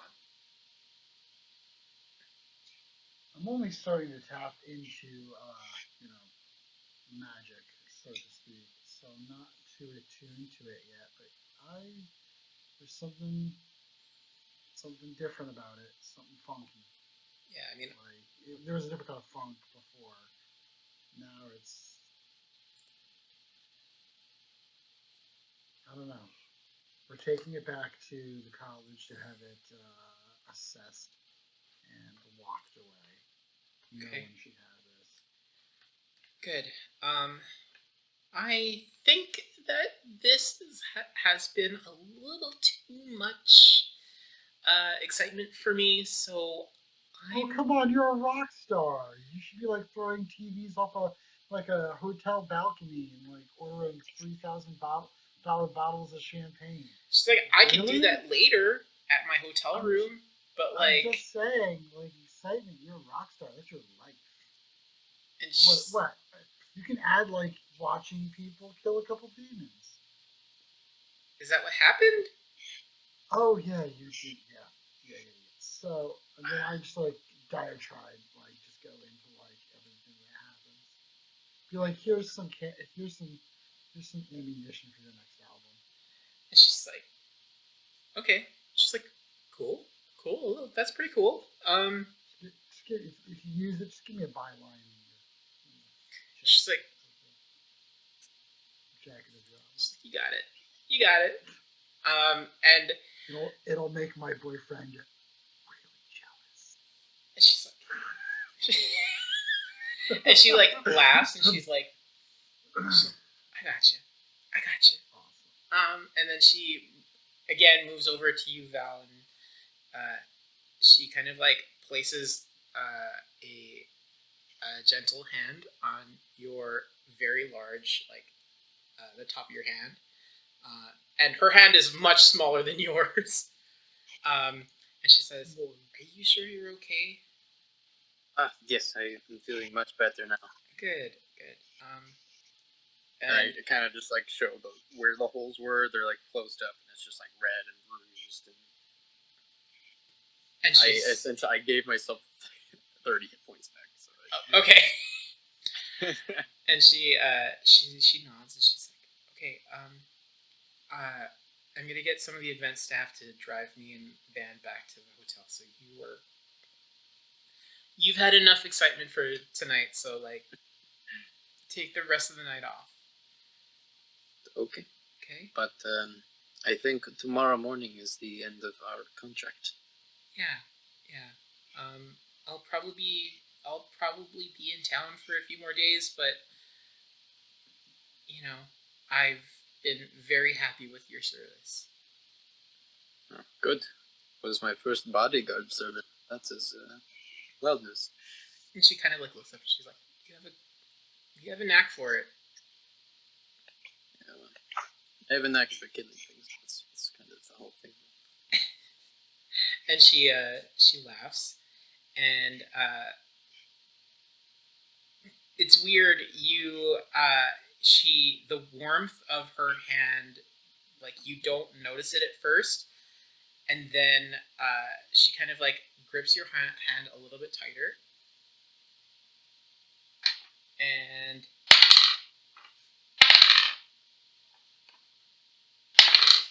you gain 17 hit points back. Alright. And you can see that her eyes are glowing a little bit. It's not like noticeable all that much, but there's like a noticeable sheen of bright gold around the rim of her irises. And she's hit you with like a very strong cure wounds. I appreciate it. It's the least I can do. You are not hurt at all, right? You're No. good. No, I'm You're fine. I'm I fine. just do like a pat down and check for any cuts, scrapes, bruises. And she you pat her down and she's just like, I'm fine. I'm really fine. I'm Okay, you know, just in the- check. Just check. Good. Thank you. Uh, if I'm in town anytime soon for anything else, I'll definitely give you a call. For sure. And if you need anything tonight, I'm in the same hotel, so just call me if you get into trouble. I certainly will. Don't worry. Good. Okay. Have fun. These people seem really fun and nice. Pussy. Do I see them talking? Yeah. I'll yell, Val, Ah, yes. drinks, let's go. Yeah, I guess I have to go drink. Be safe getting back to the hotel. Of course. And she reaches in and she pulls out a cool $400, and she takes your hand and she puts the $400 in your hand. She's like, drinks are on me. Do you want your credit card back? I still have that money. Oh, yeah, I'll take that credit card back, but consider this a tip. Well, you're a nice guy. You're a nice Yeah. guy. I mean, she isn't asking for it back. I'm buying this shit until she cancels it. Full credit card fraud, guys. We do not. We don't condone that, but it's fantasy. Only our characters do. Yes. But she hands you $400. And she's like, this is the least I can do. So. Much appreciated. Wait until she gets her statement. The $4,000 suit. Here's $400. It's on me. What the fuck? The fuck did he eat that day? A whole $600 spa visits. A whole horse? What? Oh my god. I will then go and join my compatriots for drinks. Okay. So, something out of the Hangover. He bought a horse. What did he do? Malia and Threll, once they're done their business of leading everybody out and make sure people are safe, they come back to you guys, and she Malia is Val, you can see that the weird dark haunted look on Malia's face has completely vanished again, and she's back to being like, hey guys, are you guys okay? Everything, that was crazy. Was crazy. So I don't want to make this weird, but maybe we should leave the stadium. Yeah, we probably should. Yeah. They probably only have beer here anyway. Yeah, I mean and so there's four different bars within walking distance. One of them is across the street, and it's called the Met. And then the other ones are a little bit more divey, but definitely more quiet and a little less highbrow, I'll say. Oh, I'm going for those. Yeah, I don't. I've had my fill of highbrow. Okay, cool. I want to go to a dive. I would enjoy going to the dive bar. Okay, cool. So you end up going to a place called Club 200. It's about a 10-minute walk from the stadium. It is another queer bar, but it's a little more divey. It's where the up and coming drag queens go to perform. And it doesn't look all that great, but it's much more homey, and there's fancy stuff, but also the shitty tap beers and shit. And so you guys go there, the five of you, and at this point, it's not raging, but like it's definitely much darker. People aren't bustling about, but you can still hear each other over the music and like the chattering. Plus, it's a Sunday night, so like it's pretty. It's not super busy altogether. Yeah, who parties on a Sunday night? People who don't work on a Monday morning. Monday morning.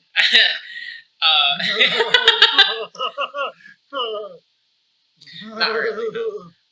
But you all find a good table, a good sized table that fits all of you, and they're all high. It's like a high table with like a bunch of high chairs, and you can steal another one for whoever else needs to get seated. And a waitress comes by and she says, "What can I get you guys?"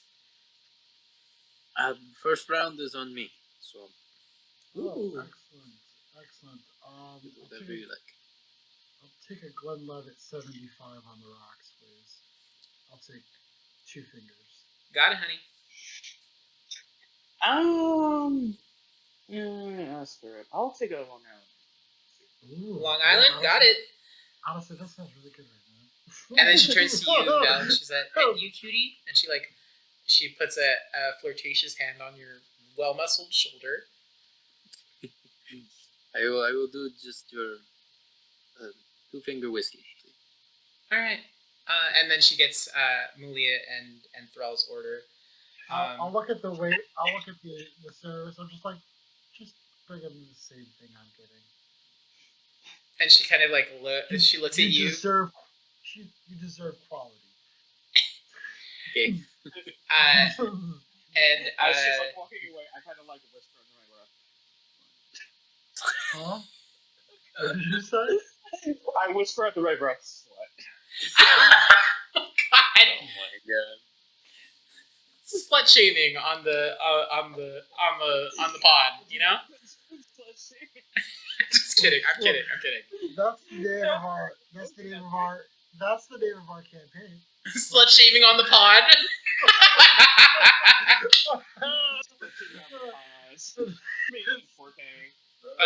But no, I'm just kidding.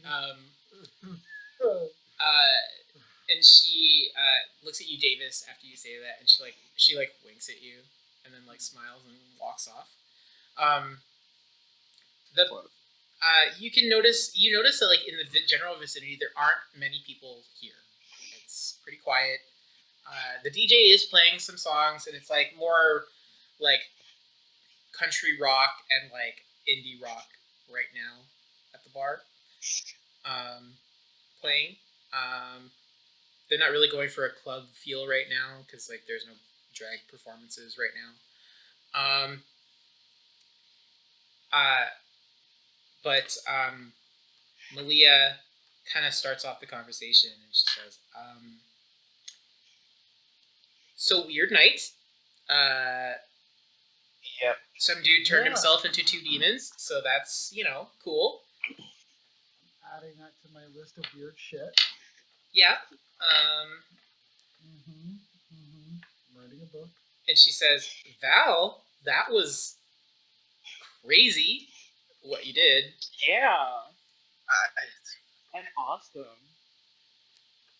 I work off of the fear of my enemy. I make them stay exactly where I want them to be. So. I squint suspiciously. And Thrall kind of like looks you over and says, "That was pretty impressive. From what they were telling me, that was pretty impressive." Yeah. But I let Michaela know what happened, and she confirmed that she did feel something at the stadium, and that something did, and in her words, say, go back to the great cycle. So you definitely did something, and it was definitely something good. So, good on you guys for that. He kind of like sighs and says, I'm just a little bit, things don't make sense. I've looked up that artist. He's just some kid from the university. Like, he's not even in arcane studies. He couldn't have done any of that. And even if he were, it would take a lot of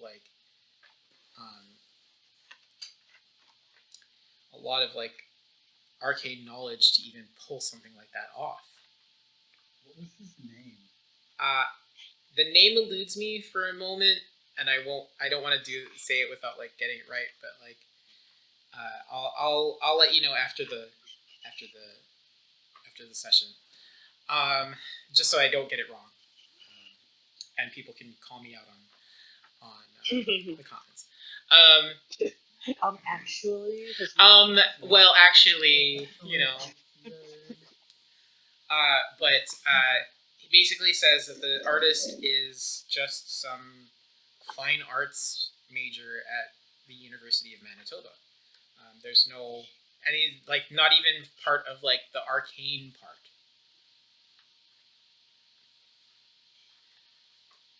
But he brings up a few other examples of this kid's work.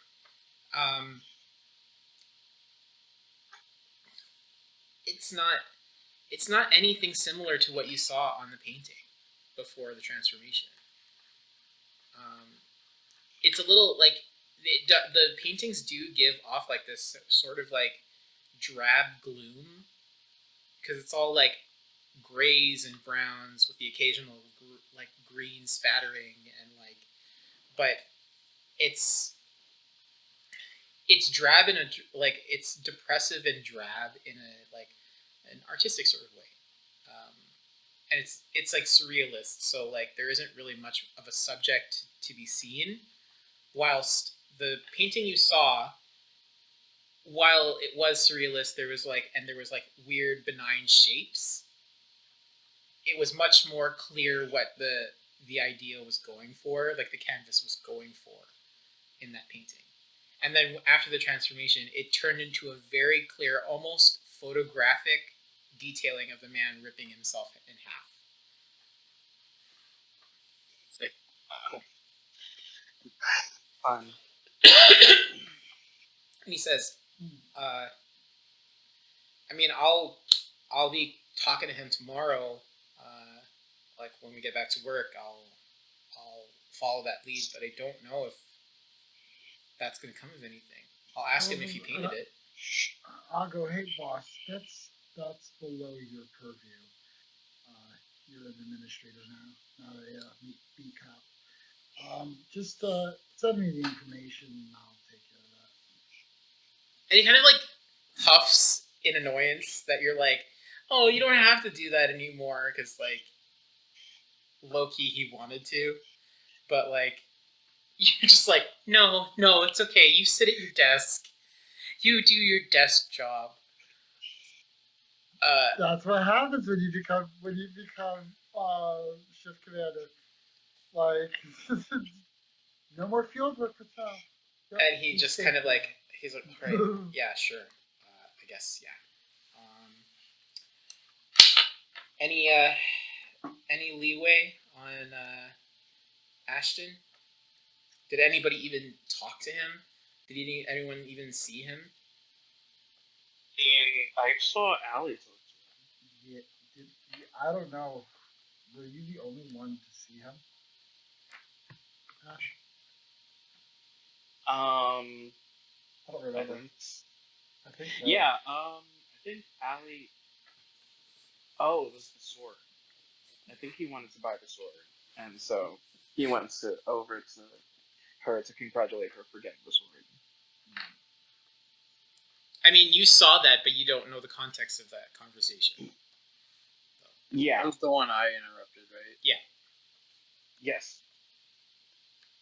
He was there with some goons of his, if you will. He bought the weird stone altar that was sold and wanted to buy that sword as well. So I'm assuming some sort of sacrifice stuff, maybe. Thank God I bought it. And You also might have put a target on your back. I'm used to that. Or on Allie's back. Because Not she's used to that.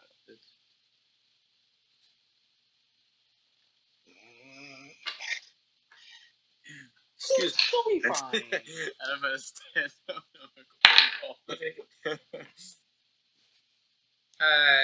you're gonna stand up. You're gonna call Allie. Yeah. 2 rings. She picks up. She's like, "Hi. Everything okay?" We're talking about everything that happened tonight. And that man, Tenbrook Ashton, Mm-hmm. who tried to outbid you for the sword. I don't think he liked that very much. So, just who brought you back to the hotel?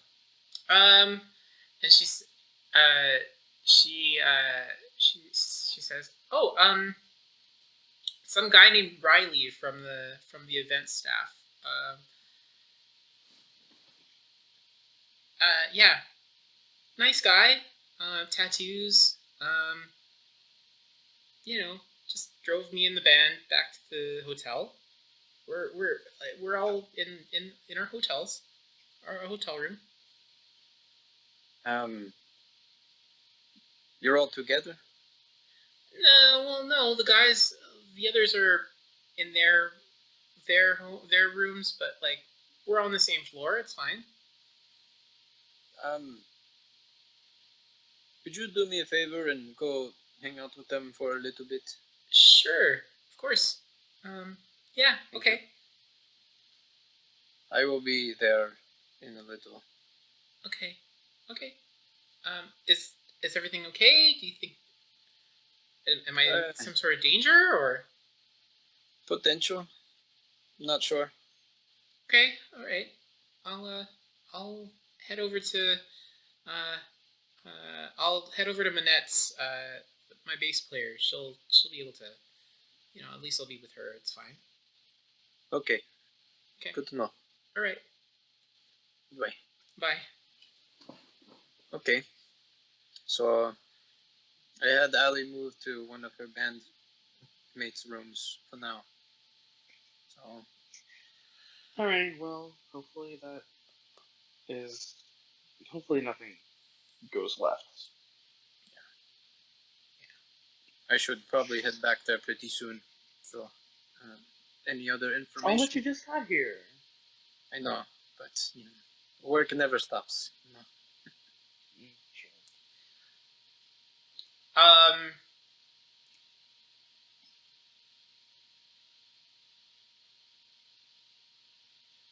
You all get your drinks and have a little bit of downtime and just unwinding and just kind of cooling off.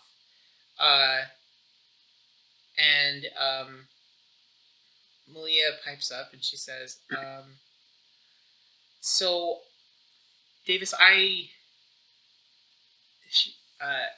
she says, so I was kind of just doing the rounds of the charity, like the auction floor, and I was kind of I found myself near I guess that Alex Wallace guy, like the director of the college. Lean in and I go, mm-hmm. And I don't know, there's just something off. Something off is about him. He was talking to his wife, and he was fine, but he ended up taking a phone call and like walking away. He like left the floor, like he left the auction floor for a while, and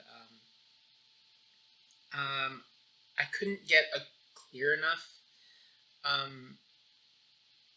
hiding spot where I could hear him, but it sounded like he was talking to somebody and like directing them to move a bunch of stuff.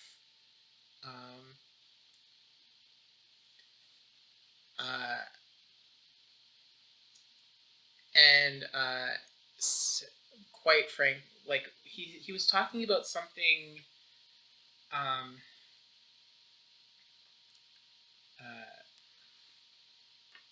The soul of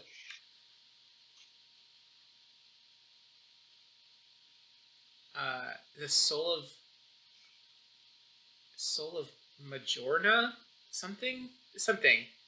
It just, I couldn't hear him properly because the people were bustling around, but like something soul of Majorna.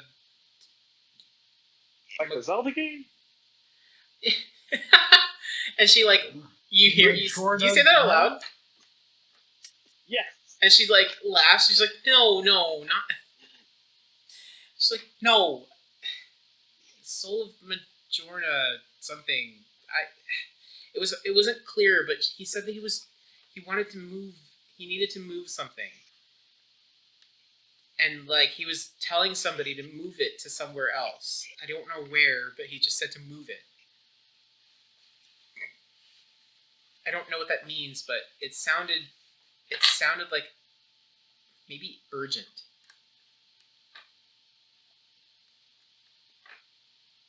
Do you think something might be being moved from the college? I wouldn't put it past him. He's a bit of a shady fellow. He's somebody who's the director of a college for ARCANUMs.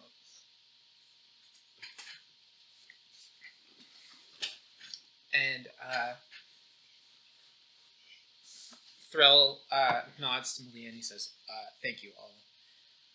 I'll try my best to track whatever he thinks he's moving with what I can do.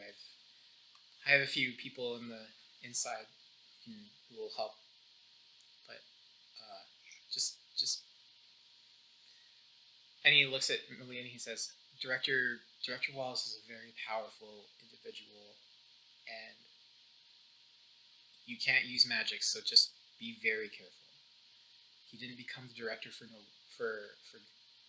by luck or chance. He's extremely powerful.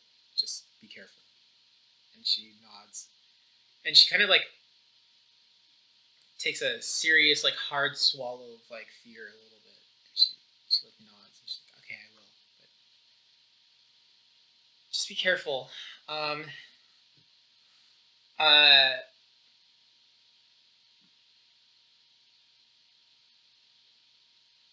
Cassie, you get a text message, Oh no, not a text message. and it is from a number you don't recognize. Okay. But it is all it says is go with that Val guy. Oh yeah, I forgot about them. Okay. Wait, Val, you're leaving right now? I'm about to go back to the hotel, make sure Ali is okay. Let me go with you. Sure. Just in case. Okay. Davis, do you want to come as well? He's old and cranky. He's probably gonna go to sleep. I actually have something I have to take care of. Okay. Okay. Give us What do you have to take opportunity. care of? Distance. Nanya. I am Okay, quite fine. familiar with the town of Nanya. It's in the province of business. In the province of business. Ooh. Okay, so we are going to, for now, we're going to follow Val and Cassie. Cassie, you and Val take the walk. It's like the hotel is basically another 10-minute walk from this bar. And you come up to like this very grand, like limestone building. It has turrets, towers, and a like brass effacement like roofing. Very very like grand looking hotel. As we walk through the lobby, I'll give a little to the guy, employee, the manager guy. You give like the finger gun to the front manager, who immediately like turns pale and then turns bright red and like moves like retreats back into his office. And What was that? He tried to tell me what to do. It was very funny. Yeah, you don't seem like the type to follow instructions. Oh, you said your name was Valentier. My name? Yes. Valentier Deschambeau. Oh, Deschambeau. And I asked you something in French. Can you understand? I can understand. Oh, okay. And so I asked, like, oh, are you from here? Like, are you from the French Quarter? No, not in the slightest. Oh. Are you, like, from France? Oh, yeah. I don't really know how to answer where I'm from. And I'm like, okay, I'll leave it there. Right this way, and I get the elevator. You go up the elevator and you head up to the rooms. Where are you guys headed? Are you ready? Val, you headed straight for the bass player's hotel room? I will do that. Okay. And Cassie, he leads you to room 314, and he knocks on the door, and Allie is there. She's wearing like a very nice camisole, and she behind her is a taller, pale-skinned woman with like blunt cut bangs and like long black hair, and the girl Monette, the bass player, she's like, oh good, more people. Thank you for looking after your friend here. Ali, if you want to come, just hang out with me for a little, just to make sure. And she says, oh, okay, sure, yeah, let's go. And she kind of like turns to me and she's like, I'm so sorry, thank you so much for letting me stay in your room for a bit. Monette says, of course, don't worry about it, just as long as you're okay. Like, are you okay? And she's like, yeah, fine. And where are you taking Allie? I will take her back to my room now, where there's a party in itself. Okay, cool. Shall I go? Dude. Uh, There I are guess. other people in my room, just so you are I gave them my room for the day because they were pretty beaten up. They are. One of them is an old friend. The other I do not know very well, but just so a heads up. Okay. And you Val leads you to another room. It's around the corner, like across from the bass player's room, and he uses his key card, taps it on the door. It like clicks open, and Val, you try to open it, and then it's almost like something jams it. Oh no. Hello? Room service. And then you feel the door give way, and like that same woman, and she says, "Oh, thank God, it's just you." Oh, Antonetta, how are you? She's like, "Good, better." Wait, it's Tony? Oh, do you two know each other? Tony? And What are you doing here? she looks past Val, because Val is like much larger and kind of like engulfs your he kind of like blocks you from view, and she like throws the door wide open. She's like, "Cassie?" I'm like, oh, and I like run up to her and hug her. And Okay, everybody in. Let me shut the door. and you all like I just imagine Tony just like grabs me and like drags me into it's basically like, 'cause I will that not she let like go of her. picks you. She like wraps her arms around like under your shoulders, picks you up, and literally just like carries you inside like nothing. And she's kind of like, "What are you doing here?" What am I doing here? I thought you were stuck in Genovia. Barovia. Gesundheit. What are you doing here? You live here. And she is, well, it's a long story. And Give me the cliff notes. and you hear a deep voice that comes from behind you, because she's turned you around. You're facing the door and facing Nettie.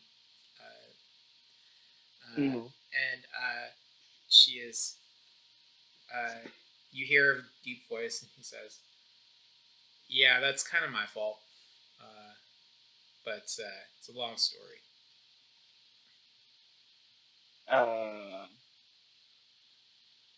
Suddenly, I don't want to know. And That one is my friend. Okay. I have so many questions. do you turn around, Cass? Yeah.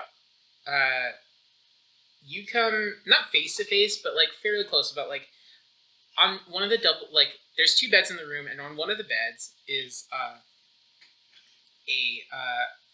very athletic, handsome Filipino man, and he is got like very sharp features, and glowing golden eyes. And he says, "Yeah, that's my fault. Sorry." And who are you? I'm Caius. I am an old friend of Val's, and I heard of. I'm guessing your sister's predicament, and thought that I could help her with that situation.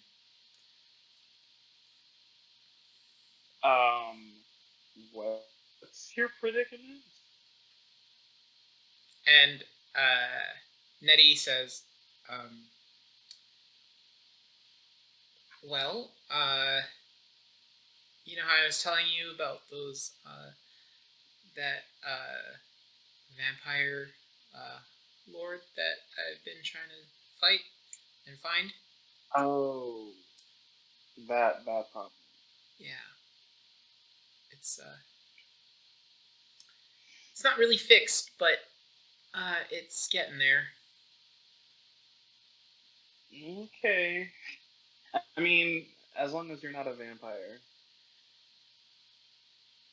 And she like laughs and she's like, no, but there was a little bit of a close call, I think. Who knows? With you? No. Speaking of which, is it Caius, are you okay? How are you doing today?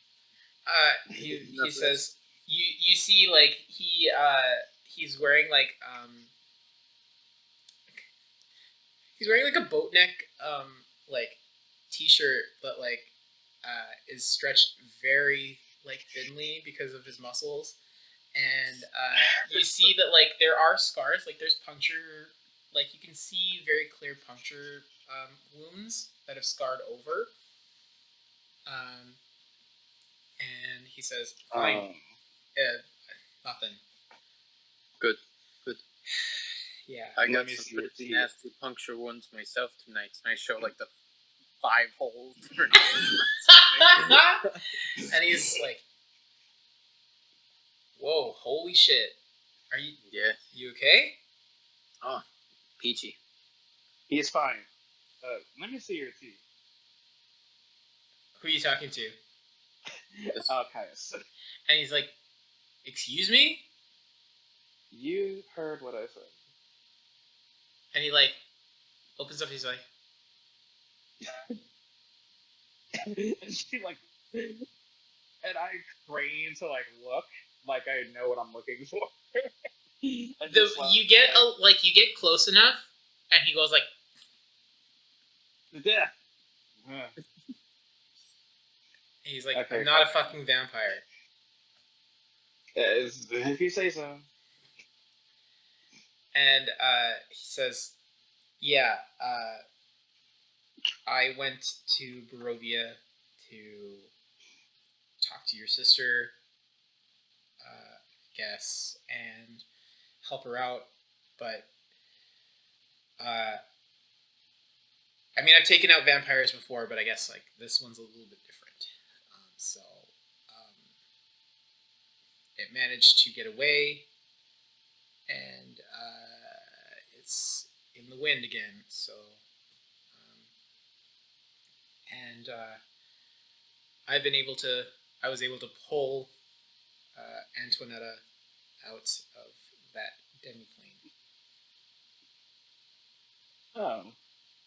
Well. Thank you. You're welcome. And Nettie kind of like looks at you.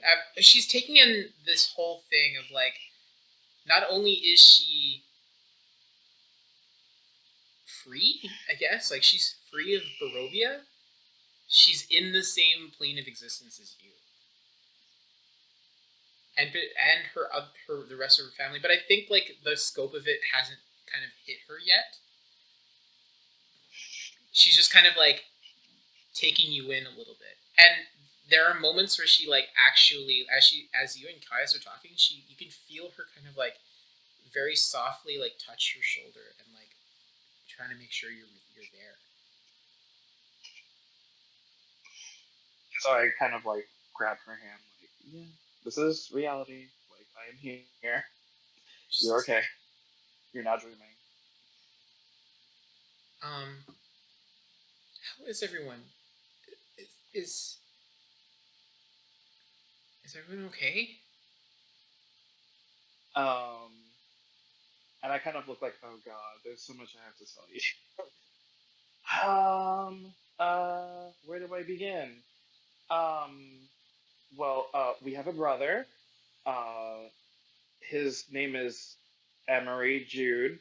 But You should probably call him EJ because he hates being called by his actual name. Um, Dad's still alive, just barely.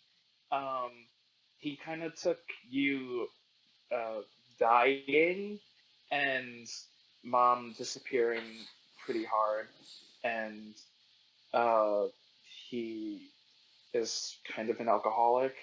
Um, he's been in and out of rehab, and yeah.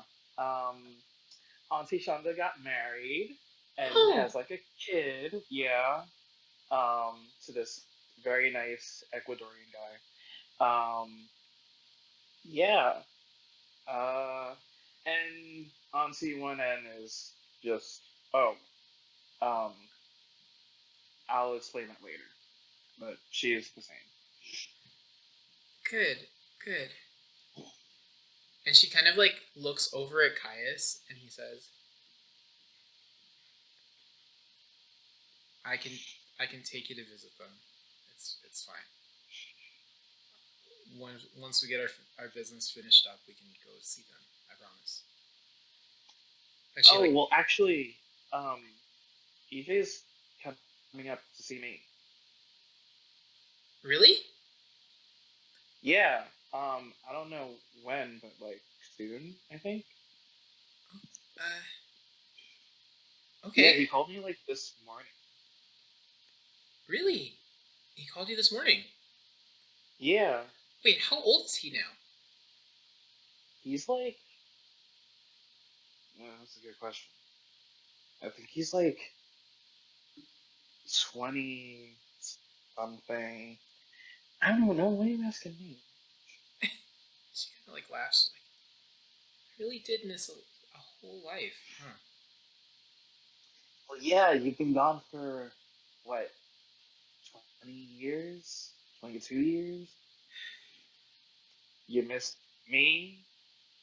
I look very different from the first time I saw you. Yeah. And she laughs. I know. She's like, you know what? It's not about me. What's happening? Who is this? And she points to Allie, and she's like, who is she? Oh, sorry. Just been chilling in the back, watching this unfold. This is Miss Abby. She is a singer and pop star,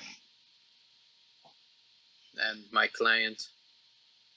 And she looks this woman, Antonetta, or Nettie, she looks over at Caius, and he's just like, it's a job, just go with it. We'll explain it. And she nods, and she's like, I know what bodyguarding is. Just I had reason to believe that she is in danger tonight, so I just brought her here. okay. And you want us to protect her, or? To be honest, I forgot you were in here, so but hey, more the merrier, I guess. She Caius kind of snorts and gives a snort laugh. You're like, and he says, "Yeah, don't worry about it. It's cool." He says, and he kind of Cassie, give me an insight check, please.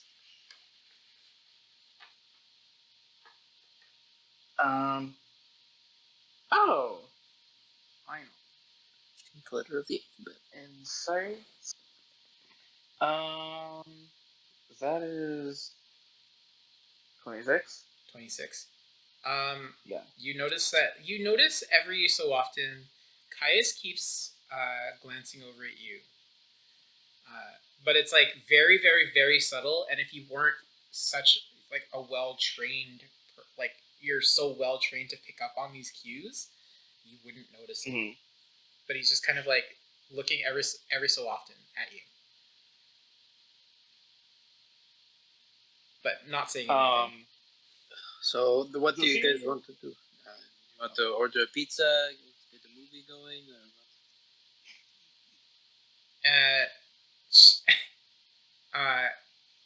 Antonetta is, she's like, I would love to watch a movie. I don't know what pizza is, but Oh, it's the best. You have to try it. I'm doing it. I will go pizza.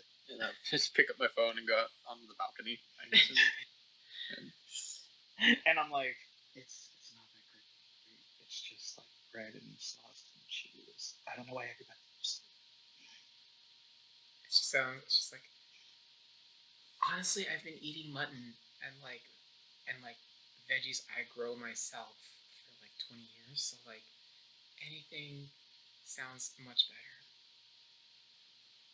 I mean, try it for yourself. Um, And I like pat her shoulder. so the rest of the, Does Caius like Tagalog? Or so what? does Caius speak like Tagalog? Yes. Okay, so maybe I'll like whisper to him like, take a picture to last longer, like in Tagalog. And he says, mas matapang sa'yo, huh? Tapos na. And he like, it's very threatening. And you kind of have the idea that like he's telling you to back off. Like he basically is telling you like you're getting really dramatic for no reason. Back off. Oh, okay. But aside from that, everything seems fine, and nothing crazy happens. So we'll move over to Davis. Davis, Cassian and Val left. So what are you doing now? Is there also on the table? Yeah. Go You ahead, walk. basically the two like Cassie and Val, they left you three at the bar. I'll finish my drink in one like final slug, and I'll be like, I gotta take care of something. I'll see you in the office tomorrow. All right. Yeah. Have a good night. And Liam, Get home safe. just like she nods, just like I will.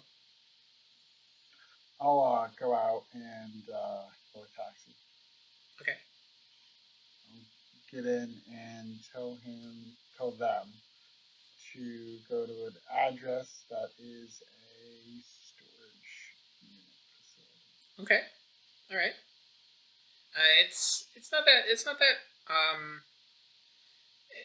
like are you looking for a particular one or just any storage facility?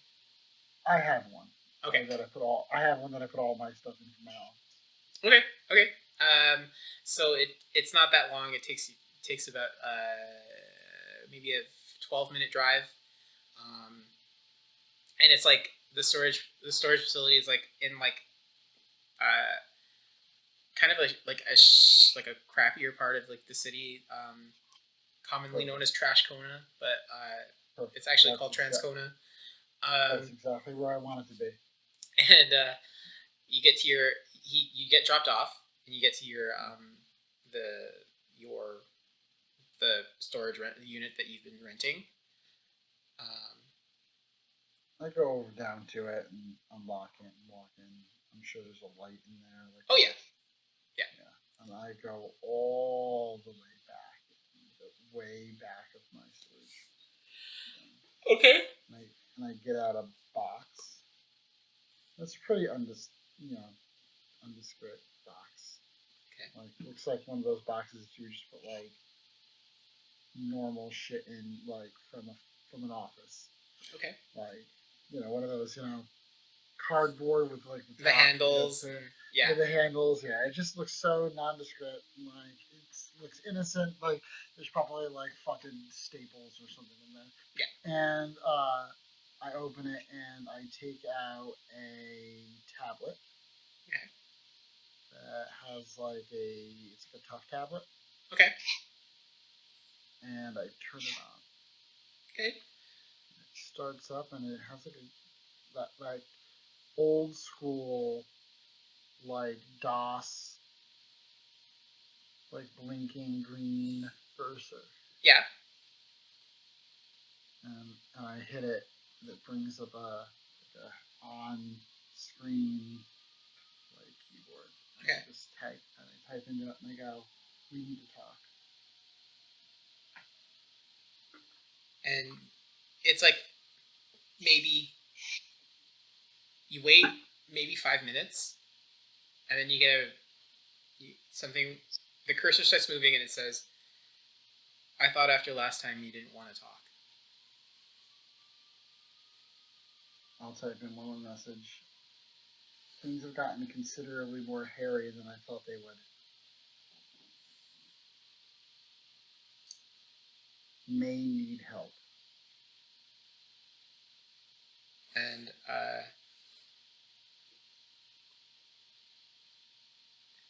it says, "May need help?" question mark, or want help.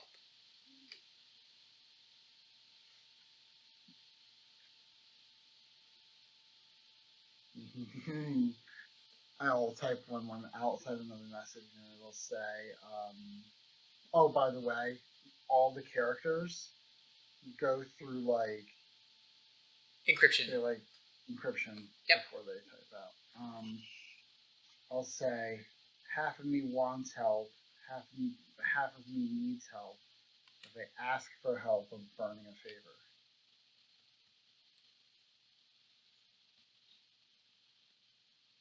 And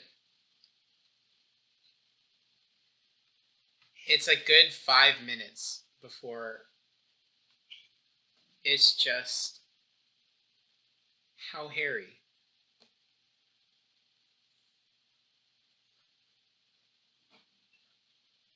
I just type one word: Sasquatch.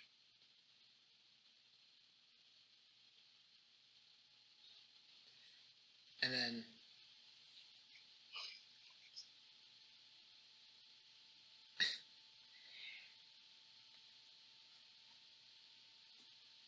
another like minute, and it says, "Send me the details and I'll think about it."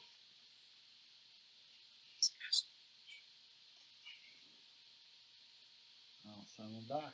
I'll say, "Absolutely. 5x5. Turn off the tablet." Okay.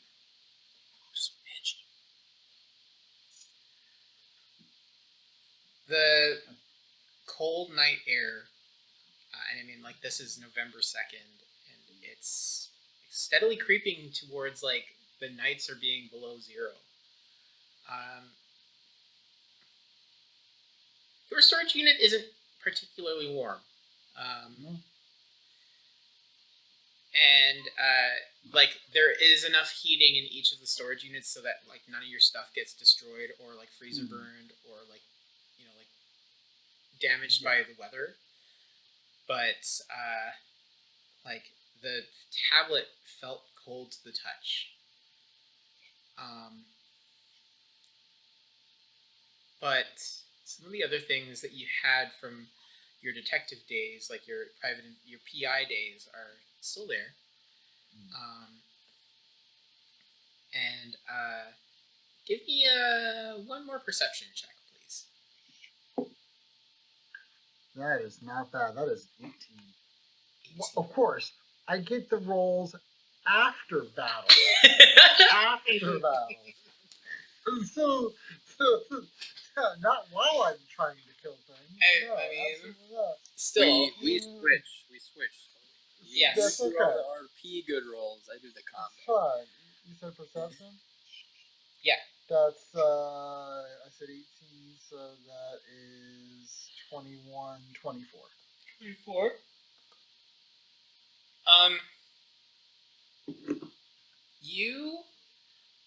You can't help but feel drawn to a few things, and you kind of like look through some of your old boxes, just a nostalgia thing, and you you pick up an old case file from back in New York, from when your dad was a police officer there, and he left some things with you as like a like a good luck charm almost. He gave you one of his case files, and some of the other things you notice are some photographs, and correct me if I'm wrong, but up until about 4 or 5 years ago, your dad was still a cop in New York, Yes. correct? Mm-hmm. Yeah, that's correct. This particular case file is from 4 years ago, around the time you got out of the military, and you became, and you got, discharged from the CPD, and it's just this, not a huge, it's about this thick. It's a case file on a few murders that occurred in the Upper East Side of Manhattan. And all of the depositions from people who, that like your father interviewed, some of them are from like people who were like spiritualists and people known to be part of the like the unsleeping city is what they call the Undercity in New York.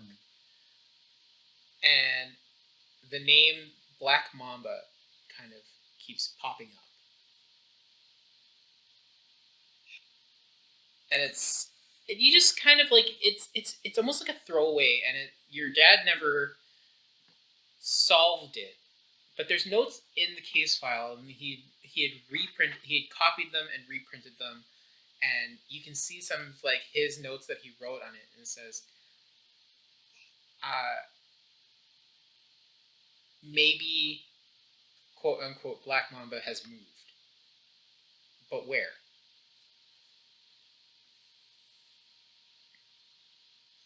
Is it the same as the river snake? Question mark. Who is the river snake?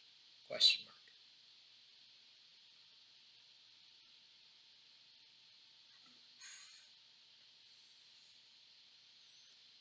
Awesome. I'll take the file with me. Okay. And I'll take the tablet. Okay.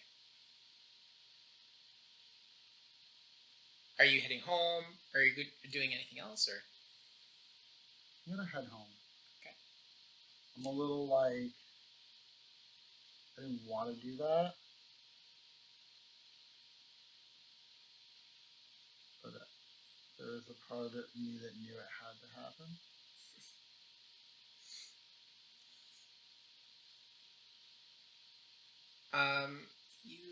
Things are getting a little above my pay grade in my current position.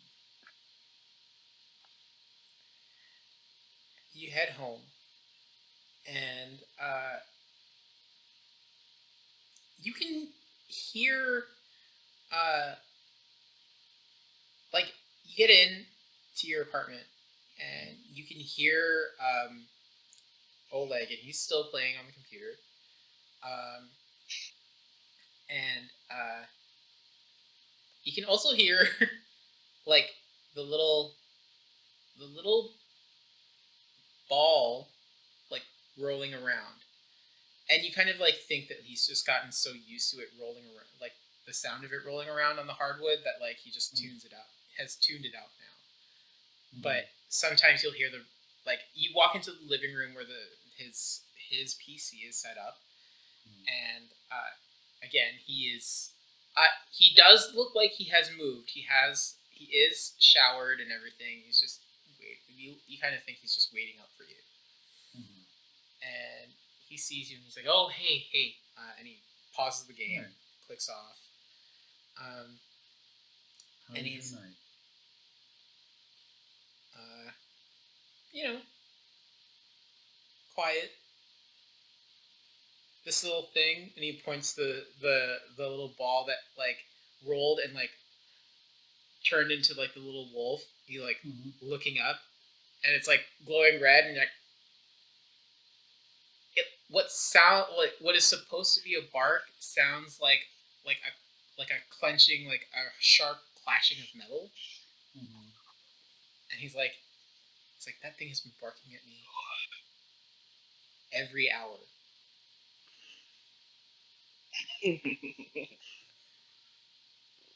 And then you can see that the red lights start like shooting lasers, and it like in the air it, like creates this like little thing and says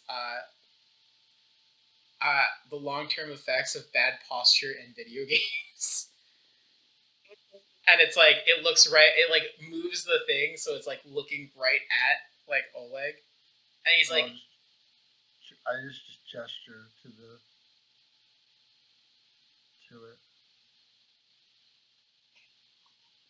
I'm not wrong.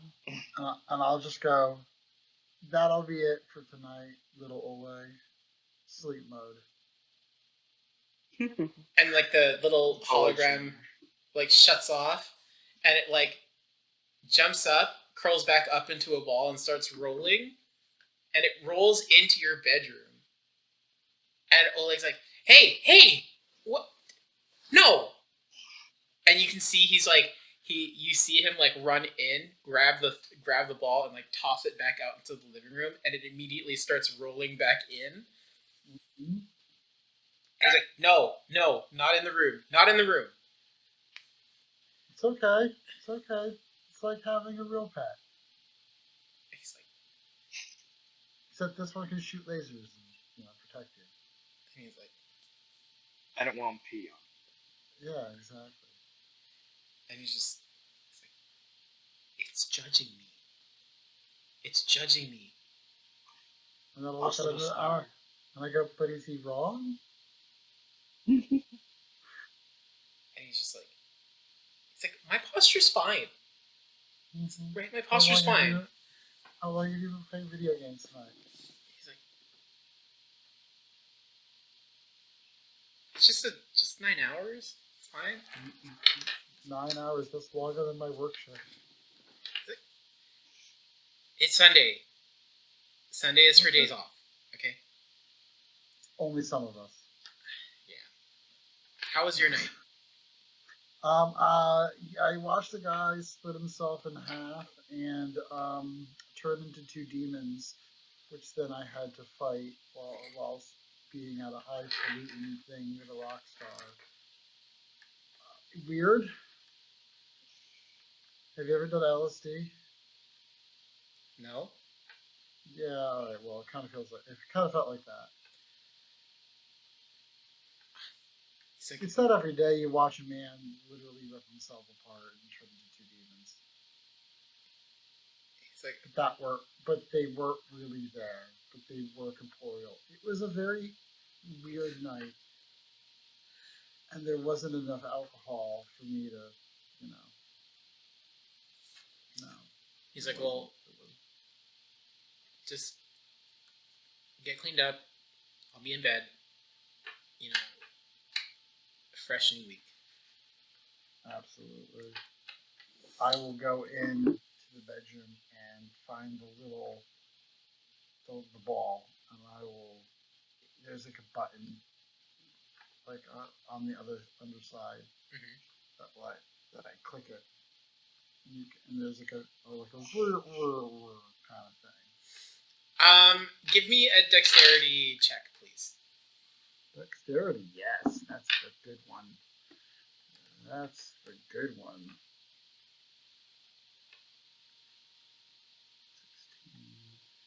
16, 19 altogether. 19. You make for the button, like you kind of like make for the button, and it immediately like pops up and in the little wolf form and scrabbles away. too well. I gave it a soul. That's okay. It's part of the family now. And it says it goes near like one of the power outlets near the dresser, and then you see like a little like it's almost like a little like USB port, and it like opens up, and then it like there's like a little cable that comes out and just like plugs right into the USB like port in the outlet, and you see the eyes like while they're like usually they're red, they start like they shift to green, and it just like rolls up into a ball just in the corner. Can it hear commands while it is in sleep? Can it hear commands while it is in sleep mode? Yes. I'll go sleep detection once domicile inhabitants are in rest mode, security protocols enacted. And then you hear a tinny like affirmative, and then it like curls back up into a little ball, and like you can see like the like slowly blinking green light like of the charging. And yeah, I mean, the rest of the night goes quietly, but we go to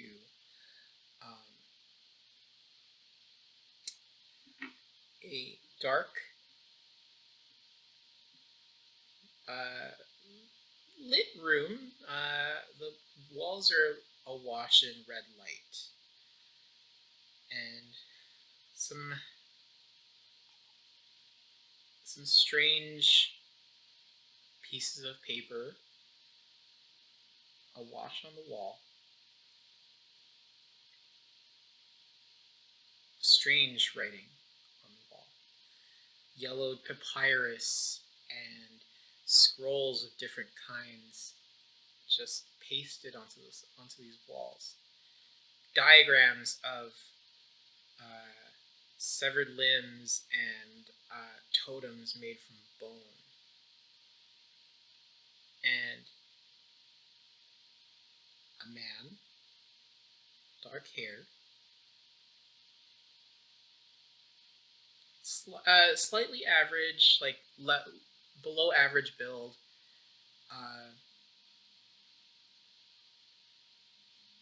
lying dead on the floor. Eyes staring up at the ceiling, clouded over, and sitting in front of a canvas, unpainted, reclined, feet, legs crossed, staring down at this dead man, a young halfling, eyes glowing a radiant but cold silver,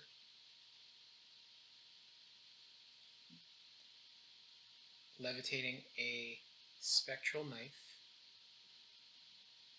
twirling it in the air, fresh from a kill,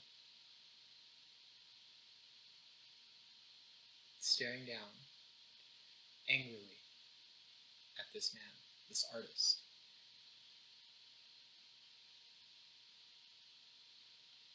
Outside the door that's been left ajar, leading to a small hallway, a young woman leans against the door. She is looking up at the ceiling at the light, flickering, just so faintly, like it's about to give out. Waiting for this halfling to walk out. The halfling walks out of the room. It says, "That's one down. And I got a name." Oh. He says, "Yep, same name. Jonah Greenstar. We'll have to pay him a visit soon. You ready for that? Are you ready for that?" And the girl, long brown hair, deep brown, smooth skin, muscles, clad in all black, hands wrapped tight in boxers wraps. She sighs and says, "It'll take a while, and they're dangerous, especially since he's there." He says, "Well, why don't you get your little friends to do it? And they're in the college. Just use them like you use everybody else." And the girl sighs, rolls her eyes, pushes off the wall, and says, "All right, let's go, before anybody catches us here."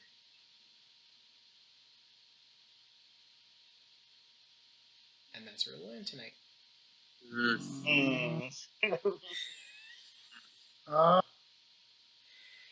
Theories.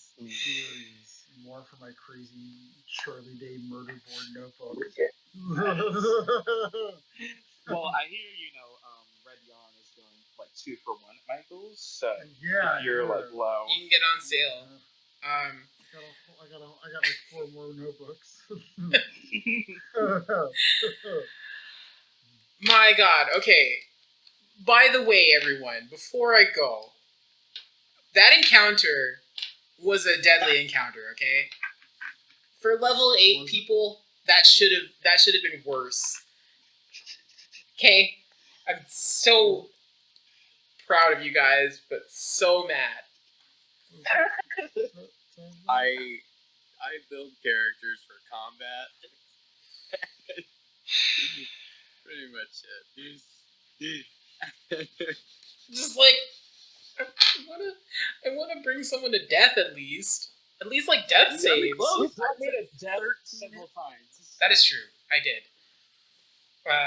But still, that was a CR7 and a CR9 monster. Okay, that should have been worse. I really said. You really said, "I don't think so, bitch," and then just completely derailed. But thank you everybody for tuning in for this episode of the Dark River. I've been your DM, Chris, and these have been my lovely players. We will see you next week, and if you liked what you're seeing, what you're watching, hit that follow button. We'll have more episodes for you as time goes by, and we'll see you guys next time. So in the meantime, stay sweet, stay safe. We love you all. Have a great night. Bye, guys. Bye. Bye.